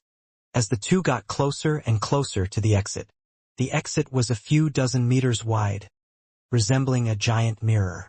Both Long Chen and Xia Chen simultaneously halted at a specific distance from this mirror. This marked the limit. One step forward and the world would reject them. If that were to happen, the formation discs that Xia Chen had set up would be obliterated, while Long Chen and Xia Chen would be in danger of dying. Yet, having arrived here, they could see through the mirror. At first, the barrier was in flux due to their movements, so the image was not clear. However, once they stopped moving, the image grew clear. When they saw the scene on the other side, Long Chen and Xia Chen's eyes widened. Moreover, Xia Chen's eyes almost popped out of their sockets. That's... There was an unending barren mountain range on the other side. However, while there were no trees growing, specks of metallic light could be found all over the place. Xia Chen pointed at them, feeling too emotional to speak. Although Long Chen didn't know much about immortal metals, looking at those metallic marks, he knew that they couldn't be ordinary. Boss, those should be saint-level materials. Furthermore, they're the most primitive kind of divine materials possessing innate divinity. If you use them to make arrowheads, they can even slay saints, exclaimed Xia Chen. Well, does just recognizing them mean anything? We can't get them, right? Long Chen couldn't help but sigh, feeling vexed. Although he did his best to remain calm and repeatedly told himself not to get greedy, it was harder with Xia Chen shouting excitedly. At the summit of the mountain lay fist-sized golden lumps, appearing deceptively close as if Long Chen could reach out and touch them. Despite that, they were, in fact, worlds apart. There's more over there. Xia Chen suddenly pointed at the next mountain peak with black specks on it. Long Chen didn't recognize them, but Xia Chen did. They were another kind of saint-level divine material. Long Chen felt like he couldn't endure it. Seeing treasures but not being able to touch them was worse than torture. Long Chen then looked into the distance and saw a lush forest beyond the mountain range. The blue of the sky was out of the ordinary, and the stars in the sky felt so close to them. This world gave off a primal feeling, as if it was still in its most primitive state. The world was silent, devoid of any signs of life. Yet, unexcavated treasures lay scattered all around, inspiring awe in both Long Chen and Xia Chen. That's definitely the legendary divine wind iron. If added to regular wind iron, it will add flexibility. If you then add blood drinker runes, it will possess explosive power. Fuck. I had never imagined I would see these things, and that silver metal, although it's not clear, I can't be wrong about those marks. That's heavenly star bright silver. Goran dreams of obtaining such a multipurpose saint-level divine material. If he saw this scene, he'd be crying right now. Xia Chen was normally calm, but he couldn't contain himself now. Since Long Chen ignored him, he started to talk to himself. It would be fine for him to talk to himself. But now, every word seemed to ignite a fervor in Long Chen's heart. If Xia Chen hadn't explained, Long Chen could have feigned ignorance and treated the items as insignificant. However, Xia Chen just had to explicitly state what every treasure was, as if afraid Long Chen might not know just how valuable they were. Just as the two of them were examining this world, a rock on the mountainside moved. Long Chen cried out in excitement when he saw that. This seemingly ordinary rock was not a stone but a life form with stone-like marks all around it. Its outer layer blended seamlessly with the surrounding stones, causing Long Chen and Xia Chen to overlook it until that moment. Long Chen's excitement surged as the rock revealed itself to be a 3-meter stone spirit. It seemed to have been sleeping here. Hey, hey! Long Chen waved at that life form, but it remained oblivious to his gestures, neither responding to his voice nor diverting its gaze in his direction. It simply stretched before once again assuming a kneeling position, becoming completely motionless. Once it stopped moving, Long Chen and Xia Chen almost lost track of where it was. It seamlessly blended with the stone mountain, leaving the two observers utterly astonished. Initially thinking they hadn't paid enough attention before, they now witnessed the life form seemingly vanish right before their eyes. His camouflage proved to be truly remarkable. "It seems that this mysterious world hides many dangers," remarked Long Chun. Xiaqin nodded in agreement. For this stone spirit to possess such adept camouflage abilities, some terrifying existence had to be threatening it, forcing it to evolve in this manner. However, through the barrier, Long Chun and Xiaqin were unable to sense the stone spirit's aura, so they weren't sure how strong it was. As more time elapsed, the stone spirit moved once more. It shifted a bit and then came to a stop, repeating the process multiple times as if testing something. It was very careful. After moving and stopping several times, it finally lowered its guard and crawled to the very peak of the mountain, looking around. As it shed its camouflage, Long Chun realized that it was a bit similar to a butterfly, but it had a long tail and was covered in stone-like scales. Its scales were constantly blending with the stones around it, rendering it exceedingly challenging for others to detect. Once it crawled to the peak of the mountain, it surveyed its surroundings. Long Chun once again started waving his hand. Struck by inspiration, he waved a multicolored banner in an attempt to capture its attention. "It sees us!" cried out Xiaqin excitedly. Long Chun was also excited and continued waving the banner. His gaze locked onto the stone spirit's eyes, which were a deep, ruby-like shade. Normally closed, its eyes became visible when it fixed its gaze on Long Chun. "It's a stone spirit. Haha. Now there's hope." Seeing those eyes, Long Chun was delighted. It belonged to a species of the spirit race, and it appeared to be a kind one. After staring at Long Chun for a while, the stone spirit went still and closed its eyes again, ignoring the two of them. Long Chun and Xiaqin were instantly disappointed. If it was merely ignoring them, there seemed to be little they could do. In response, Long Chun closed his eyes, silently extending his senses to encompass everything in the world beyond. As expected, he managed to grasp some spiritual fluctuations. However, due to the barrier, that feeling was very vague. At this moment, the stone spirit finally moved. It came up to the barrier and looked at Long Chun and Xiaqin. Long Chun and Xiaqin were delighted. Before Long Chun could think of how to communicate with it, Xiaqin started gesturing, pointing at those chunks of immortal and divine metals, and then pointing at himself. He then clasped his hands and bowed repeatedly as if begging. The stone spirit looked at them curiously. It didn't seem to understand Xiaqin at all. Observing the situation, Long Chun tried to use his spiritual strength to form a connection with this stone spirit. However, the barrier's power was just too immense. He could barely sense the stone spirit with his soul and couldn't transmit any information. Despite Long Chen's repeated attempts, they all ended in failure.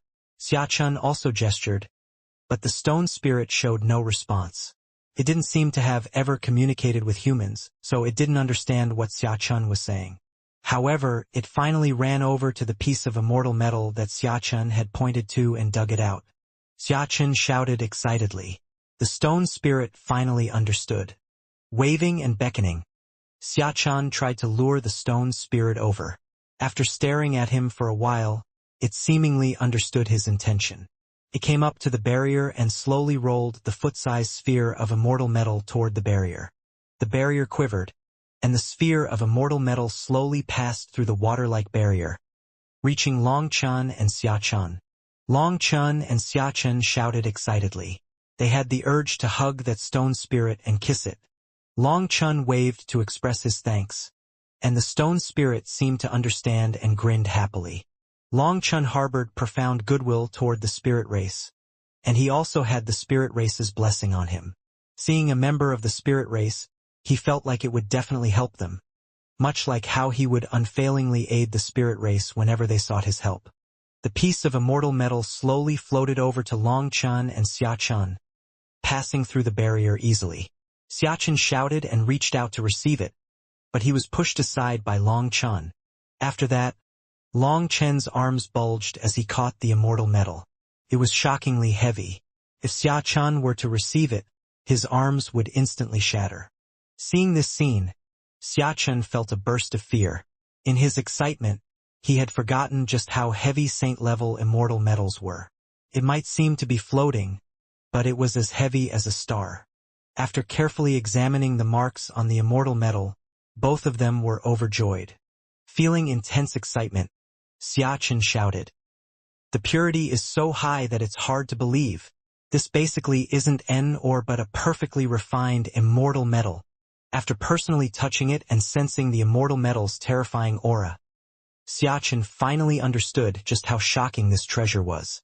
Observing the two of them dancing jubilantly, the stone spirit displayed remarkable intelligence. It immediately grabbed another piece of immortal metal and tossed it through the barrier. "Be gentle." Xiachen jumped in shock, but the stone spirit unreservedly tossed another piece of immortal metal their way. Successive pieces of immortal metal then followed suit. Xiachen, instead of expressing delight this time, was gripped by horror. The stone spirit was excitedly tossing more pieces into the barrier. Suddenly, it picked up a piece that was as big as itself, squatting down to forcibly rip out a chunk that was several meters thick. When this large piece struck the barrier quivered, giving rise to a giant whirlpool. Boom! The barrier suddenly turned dark, transforming into a black hole. In an instant, Long Chun and Xiachen's figures vanished. The stone spirit stood by the barrier quietly for a while, gazing at the pitch-black barrier. It scratched its head, not knowing what had just happened. "Retreat!" Long Chun and Xiachen shouted at almost the same time. They couldn't bother with those pieces of immortal metal and just shot back. When they escaped the region of the barrier's resistance, Xiachen immediately put away his formation discs. Boom! A terrifying black current blasted out of the barrier, sending Long Chun and Xiachen flying. Thankfully, Xiachen had taken out several talismans to increase his defenses. Otherwise, he would have been crushed by this current. The current swept them over, propelling them forward. Suddenly, along with an explosive sound, they heard Yi Ling and Yi Shue's startled cries. Standing guard over the esoteric spirit eye, Yi Ling and Yi Shue hadn't seen anything crazy the entire time. However, the water level suddenly sank and exploded, and they saw Long Chun and Xiachen come flying out of the esoteric spirit eye. Pieces of stone also came flying out, creating sizable craters upon impact with the ground. Heavens! What is this? Yi Ling and Yi Shue stood in stunned silence. Meanwhile, Guoran, who had come to see what was going on, stared wide-eyed, almost unable to believe what he was witnessing. At the sight of those natural immortal metals, Guoran couldn't contain his excitement and let out a triumphant roar. In contrast, Long Chun swiftly made his way back to the esoteric spirit eye. The esoteric spirit eye had returned to its calm appearance, as flat as glass. However, when he stood on it, he found that the surface of the water seemed frozen, and he was unable to enter it. Moreover, the unending stream of pure primal chaos chi emanating from it had also ceased. Long Chun jumped in fright when he realized that, if, in pursuit of a few pieces of immortal metals, he had inadvertently deprived the esoteric spirit world of its primal chaos chi, the consequences would be catastrophic. Yi Ling and Yi Shue's expressions also changed. They ran over to the esoteric spirit eye and stood on the surface of the water. Fortunately, after a bit, the water softened, allowing them to immerse their hands for several inches. Simultaneously, the primal chaos chi gradually resumed its flow. Long Chun breathed a sigh of relief. The reactivation of the primal chaos chi indicated that he hadn't damaged the esoteric spirit eye beyond repair. Covered in sweat, Long Chun contemplated the gravity of the situation. If he had indeed destroyed the esoteric spirit eye, the weight of that mistake would have haunted him all the time. 2 hours later, they could go several meters deep into the water, but that was the extent of their progress. Reaching the bottom would require a considerable amount of time. Long Chun thought of the stone spirit who might be waiting for them on the other side. It was probably baffled and had no idea what had just happened. No one knew whether it would still be there once they could go down again. Long Chun then sighed and swam back up with mixed emotions. After surfacing once more, Long Chun saw Guoran hugging the pieces of immortal metals and talking to himself like a crazy person. As for Xiachen, He had countless formation discs set up in front of him to check them for damage. Fortunately, toward the end, Xiachun had gathered them quickly, so only a few hundred were damaged. The rest were still fine. If he had been a bit slower, they would have been all ruined. Then he would have to cry, "Boss, with this biggest piece of immortal metal, how about I make you a new weapon?" Guoran ran over excitedly. Hearing that, Longchen was moved. Ever since the Minghong saber exploded, he had never found a weapon that suited him. Testing the latter forms of Split the Heavens was impossible with an ordinary weapon, as it couldn't withstand his formidable astral energy. If he had a good weapon, his combat power would definitely rise by a level. Reflecting on his past battle with Netherdragon Tianzhao, Long Chun mused that a powerful weapon would have significantly eased his victory. However, Long Chun couldn't help feeling a burst of pain as the image of a sinister, pitch-black divine weapon flashed in his mind. Sighing, he spoke, "These immortal metals should be used to equip our brothers if possible. I don't need a weapon right now." "All right, then I'll study and see how to use these materials best." Guoran laughed excitedly. This dense fellow didn't even notice the change in Long Chen's emotions. After obtaining these immortal metals, Guoran dragged Xia Chun away as they had to study how to purify saint-level immortal metals together. Having obtained a huge amount of essence blood from powerful experts, including the essence blood and runes of multiple saints, along with saint-level immortal materials, both of them now had ample room for improvement. Yi Ling and Yi Shui returned to their people and started to extract the spirit stones from this area. They understood that they had nothing else to give him, and it was the only way they could express their gratitude.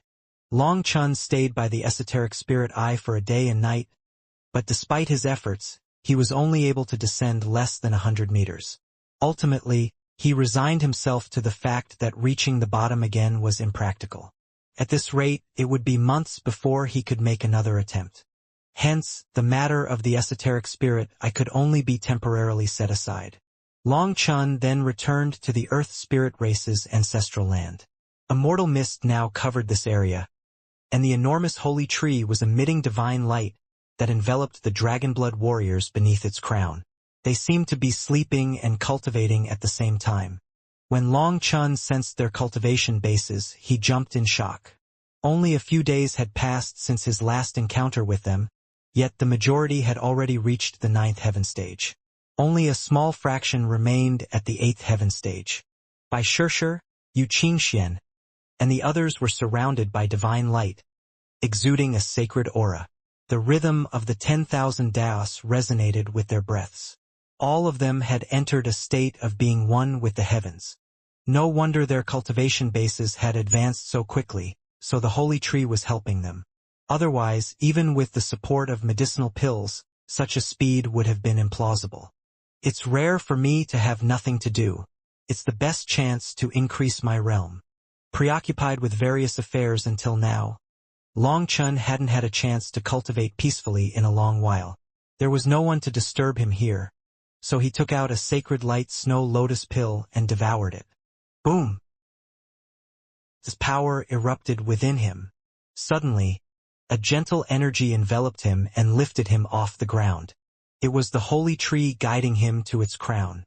At the top, Long Chun saw the twinkling stars in the sky, surrounded by condensed immortal spiritual qi.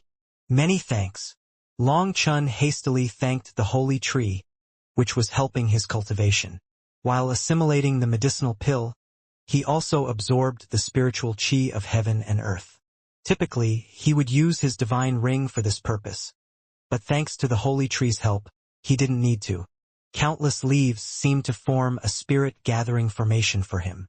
Without any disturbance, all the power of the esoteric spirit world was being drawn to aid Long Chun.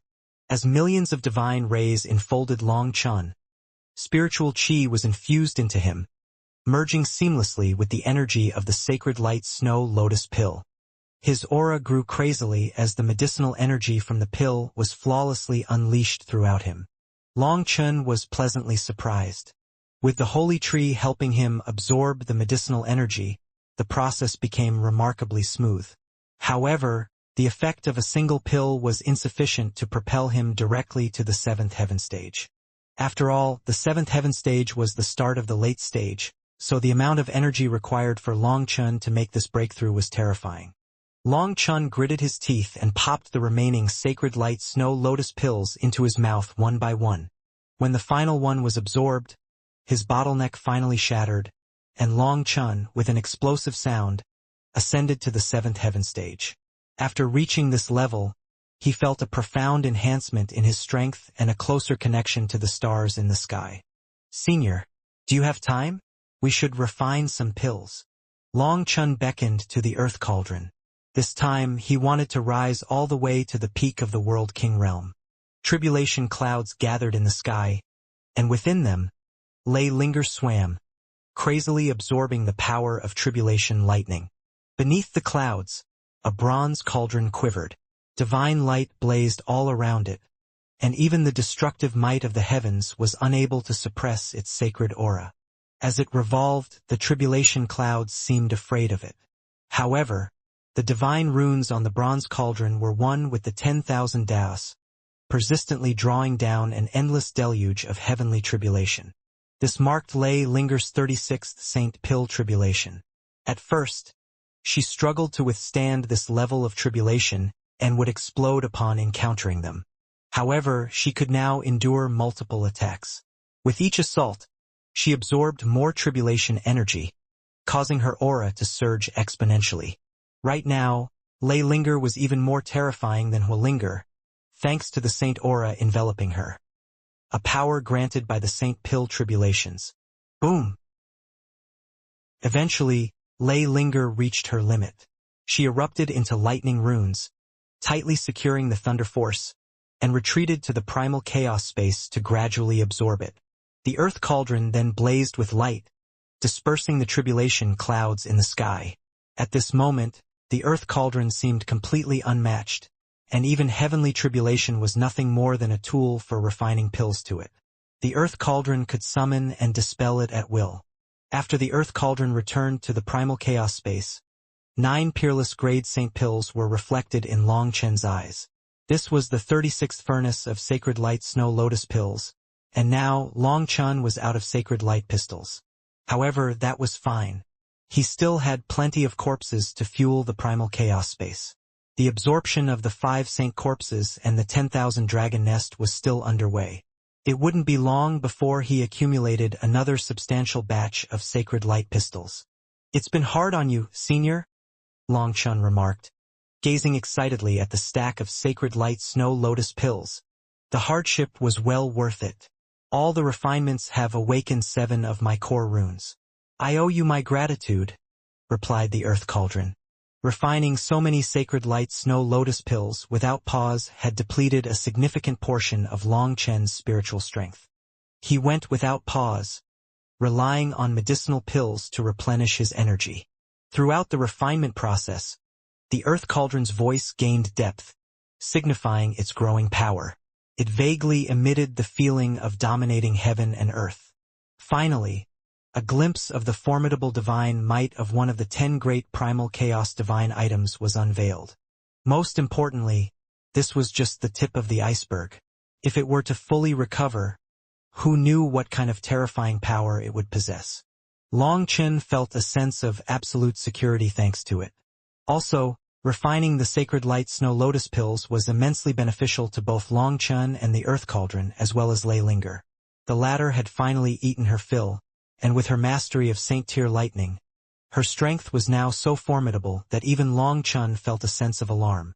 With the refinements completed and the second batch of Sacred Light Pistols yet to grow, the Earth Cauldron returned to Long Chen's spiritual space to digest its gains. Long Chen then started to consume these Saint Pills one by one. Half a month later, he finished digesting over 300 Sacred Light Snow Lotus Pills, and his cultivation base rose to the peak of the 9th heaven stage of the World King realm. If Long Chen were an ordinary person, he would be just one step away from entering the Divine Venerate realm. However, as he cultivated the 9-star Hegemon body art, he still had 3 more heaven stages to break through. The last 3 heaven stages were the most difficult and required the most energy. Based on Long Chen's estimate, to reach the peak of the 12th heaven stage, he would have to eat at least 30,000 Sacred Light Snow Lotus Pills. However, that was already excellent. Without the assistance of the Earth Cauldron, Long Chun would have had to rely on consuming World King pills to progress, potentially requiring the ingestion of tens of millions of pills. The prospect of having to cram a mountain of pills into his stomach was too horrifying. He would definitely vomit blood after that. Upon reaching the 9th heaven stage, Long Chun felt disappointed for not awakening the 8th star's pill formula. This concerned him deeply, as he didn't know whether altering the course of the 9-star hegemon body art had rendered him unable to unlock the remaining pill formulas. All he could do was console himself by entertaining the thought that he might unlock the next pill formula upon ascending to the rank of Divine Venerate. Emerging from seclusion after consuming the pills, Long Chun found that the Dragonblood Legion had come out as well. They had all broken through to the 9th heaven stage. However, they had advanced so quickly that their auras were a bit light, so they would need some time to solidify their new realms. If they were to make their breakthrough in this state, their heavenly tribulation would be extremely dangerous. As a result, they had a rare chance to relax for a few days. Other than Xiachun and Guoran, who were working all the time, the rest of the Dragonblood warriors split up and roamed throughout the esoteric spirit world. Under the influence of the Holy Tree, the entire esoteric spirit world had transformed into a paradise devoid of enemies, a pure sanctuary. It was even more relaxing and peaceful than the High Firmament Academy.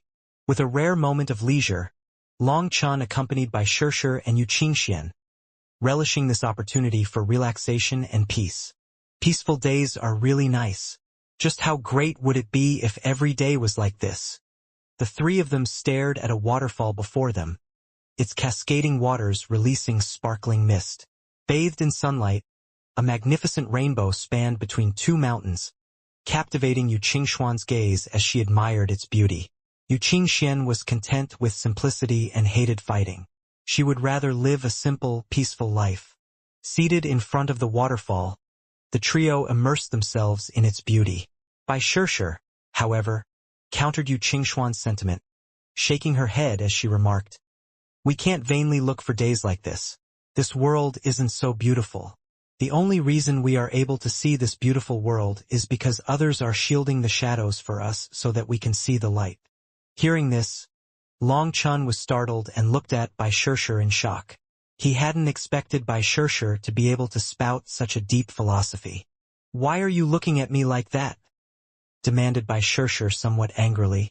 That look in his eyes deserved a beating. "You've grown up," said Long Chun seriously. "Scram!" Bai Shirshir blushed and rebuked him. This might be praise, and Long Chen's expression was also serious. However, his eyes were now on her chest, giving those words an entirely different meaning. "Stop messing around. Long Chun, I have something serious to tell you. I've been nervous the last few days. I can somehow feel it." Yu Qingxuan's tone turned solemn, a touch of fear permeating her words. "What is it?" asked Long Chen. "The Nether Emperor's presence. I can sense it again." Immediately, Long Chen's expression completely changed, and he shot up. "You sense him again?" Long Chen's expression completely changed. Last time, he had severed Yu Qingxuan's connection with the Nether Emperor, ensuring she was no longer a daughter of the Nether Emperor. However, she could now sense the Nether Emperor's presence again. "I feel like he is staring at me, as if he's omnipresent, watching every move I make. It's as though a sinister presence is lurking in the shadows, observing me. I can't shake this feeling, and it's only intensifying," expressed Yu Qingxian fearfully. Upon discovering that she was a daughter of the Nether Emperor and destined to be consumed by him, she had to accept her fate. However, everything changed when she crossed paths with Long Chun. Suddenly, she found herself reluctant to accept the grim destiny that awaited her. She didn't want to die and wanted to be with Long Chun forever. For the first time, she was confronted with the fear of losing something precious. "Big sister, don't worry. We'll stand by your side and fight the Nether Emperor together," promised Bai Shirshir, holding her hand. Long Chen's expression also grew serious. He then asked the Earth Cauldron, "Senior, what do I have to do to fully sever the connection between the Nether Emperor and Qingxian? To be a daughter of the Nether Emperor is to be a seed of the Nether Emperor. They are the seeds sown by the Nether Emperor for his revival. Unless you can kill him, this connection will not vanish, explained the Earth Cauldron. Long Chen sank into thought. The implication was evident. This connection could not be severed, and the Nether Emperor would be able to find her at any moment. A surge of anger coursed through Long Chen. Qingxuan's fear pained him, yet he found himself powerless in the face of this inescapable fate. The golden lotus seed you possess is miraculous, and its blessing can temporarily shield you Qingxian from the Nether Emperor's gaze. However, this effect has a time limit. Once she can sense the Nether Emperor again, you will need to carry out the blessing once more, said the Earth Cauldron. Hearing the Earth Cauldron characterize the golden lotus seed as miraculous, Long Chen felt a mix of astonishment and joy. As one of the 10 great primal chaos divine items, the Earth Cauldron wouldn't casually label anything as miraculous. Hence, the origins of the golden lotus seed had to be shocking. Long Chen hadn't expected the seed given to him by the mysterious Ant Gong in the heavenly flame world would be a treasure of this caliber. Can I give the seed to Qingxian? Asked Long Chen hastily. This golden lotus seed isn't something that can be given away casually. There are some things are better left unsaid. Just understand that you are the only one who can use it, replied the Earth Cauldron. Hearing this, Long Chen was shaken. It seemed that the golden lotus seed was of extraordinary importance. After that, Long Chen told Yu Qingxian to sit still, while he communed with the golden lotus seed. Obediently following his will, the small golden lotus seed materialized above Yu Qingxian. As its divine light enveloped her, Yu Qingxian quivered. The fear and nervousness on her face instantly softened, and she seemed to relax instantly. As more light fell on her, a golden mark appeared on Yu Qingxuan's forehead, looking identical to the mark of the golden lotus seed. After this mark materialized, Yu Qingxian smiled contentedly. She could no longer sense the will of the Nether Emperor. She felt free. Then, the golden lotus seed returned to the primal chaos space. It seemed that carrying out this blessing hadn't depleted much of its energy, which brought relief to Long Chen. Long Chen, I'm free. I can no longer sense the will of the Nether Emperor, said Yu Qingxian excitedly. The golden lotus seed's blessing can temporarily shield you from the Nether Emperor's senses. At the very least, you won't sense his presence for several months. If you ever feel it again in the future, just let me know, and I'll carry out the blessing again. This will also help assess the effectiveness of the blessing, explained Long Chen.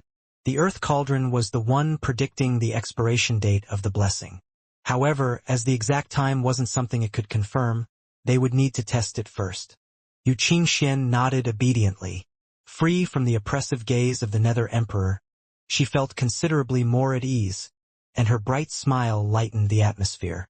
The three of them continued to talk and laugh, unaware that night had fallen.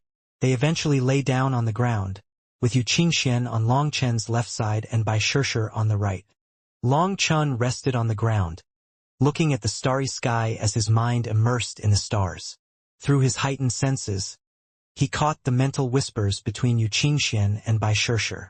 The soothing melodies of birds and insects filled his ears, evoking an unparalleled sense of peace within his heart.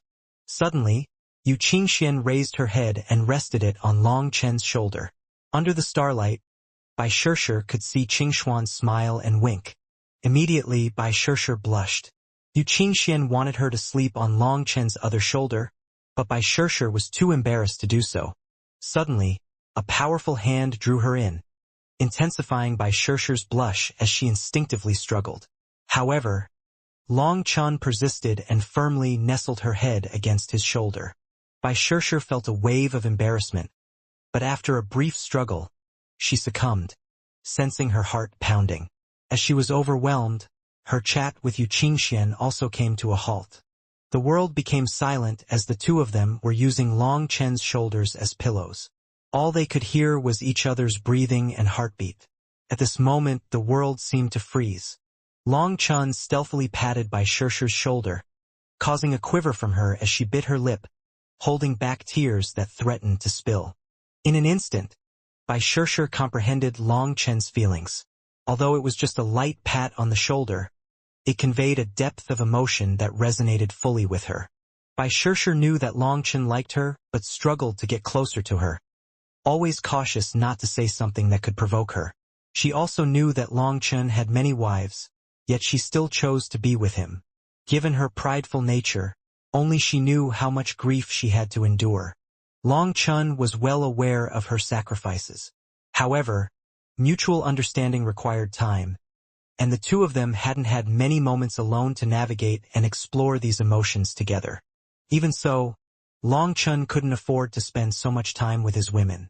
Hence, although it was just a pat on the shoulder, Bai Shirsher could sense the depth of Long Chen's feelings for her. At that moment, she felt like all her sacrifices were worth it. At the very least, Long Chen was always thinking of her, caring for her, and carefully protecting her feelings. Enveloped in the tranquil sounds of each other's heartbeat and breathing, the three of them drifted into sleep. As the sun gradually rose, warming the earth, the abrupt gust of wind startled them awake. "Big brother Long Chen, the academy has sent an urgent summons for you," announced Yi Shui from a great distance. The esoteric spirit world's gates were opened once more, and countless experts of the esoteric spirit world had gathered on the other side. They were the ones who had jointly used a secret art to send a message into the esoteric spirit world. At this moment, Long Chen and the others removed the formation, reconnecting the two worlds. When the gates opened, the aura of the dark light heaven flooded in, causing Long Chen and the others to instantly sense something off. They realized why the academy would summon them so urgently. The dark light heaven is changing. After sensing the aura of the dark light heaven, Long Chen was shaken. It was no longer so pure. Instead, it seemed corrupted, with a newfound brutality and a pervasive murderous aura filling the air. Merely being present in this environment felt like it could make a person more bloodthirsty and violent. The air was filled with an aura that Long Chen detested. Standing in this world, he instantly felt like he was being targeted. As he looked up at the sky, black clouds slowly covered the sun, casting a pervasive darkness over the world. It's filled with the aura of heavenly doyens. Long Chen's expression darkened. The detestable aura belonged to doyens, masters of the heavens. Guoran and the others also sensed the change in the heavenly Daos, but their sensitivity to it wasn't as acute as Long Chen's. Hence, they jumped in shock after hearing it. Race leader, Dean Long Chen. When Long Chen and the others finally came out, the Earth Spirit Race's experts hastily greeted them.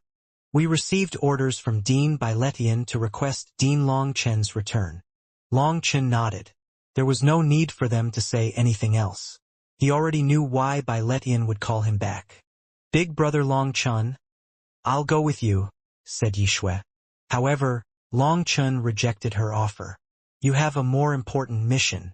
The Earth Spirit Race has many outstanding geniuses, so help them awaken as doyens. The Earth Spirit Race must be powerful enough to protect itself. Grow while you can.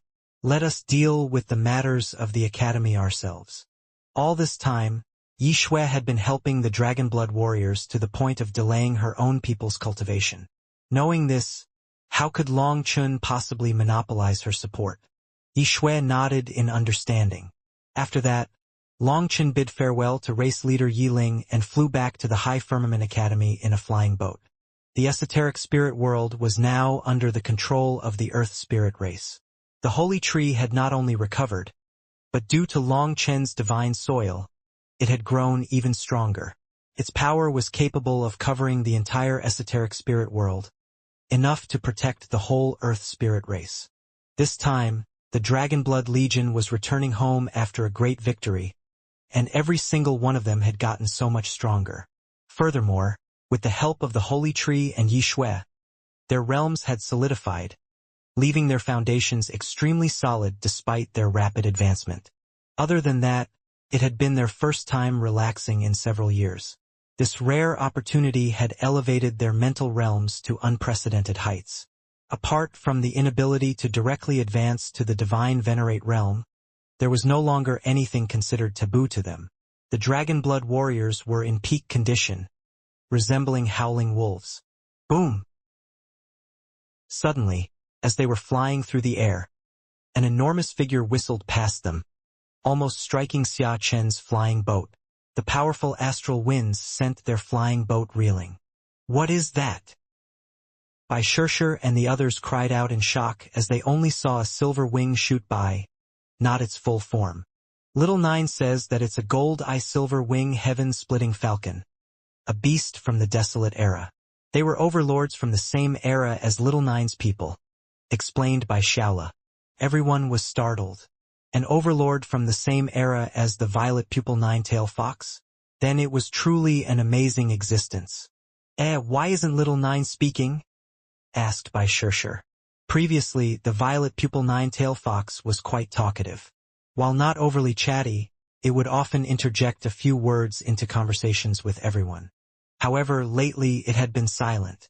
Even though it recognized the gold-eye silver wing heaven-splitting falcon, it had Bai Shaola speak for it. Bai Shaola answered, "Little Nine can't talk right now. It's awakening its heavenly Doyen divine rune. Speaking would distract it and affect this process. As expected of the violet pupil nine-tail fox race. Even without anyone's help, it was capable of becoming a Doyen. Most importantly, even before it became a Doyen, its power was already comparable to one. Once it came out of its seclusion, its power would be even more terrifying. For Bai Shaola to have such a terrifying contractual beast, many people envied him. After all, the famously weak Bai Shaola had transformed into a formidable force after forming a contract with the violet pupil nine-tail fox. That gold-eye silver wing heaven-splitting falcon is very arrogant. If it had struck our flying boat, I would have made it my mount," complained Xia Chen irritably as he stabilized the flying boat. The gold-eye silver wing heaven-splitting falcon's speed was shocking. It had most likely seen the flying boat and known that its flight would affect them, but it didn't care and didn't change its path. Fortunately, this kind of astral winds wouldn't damage the flying boat.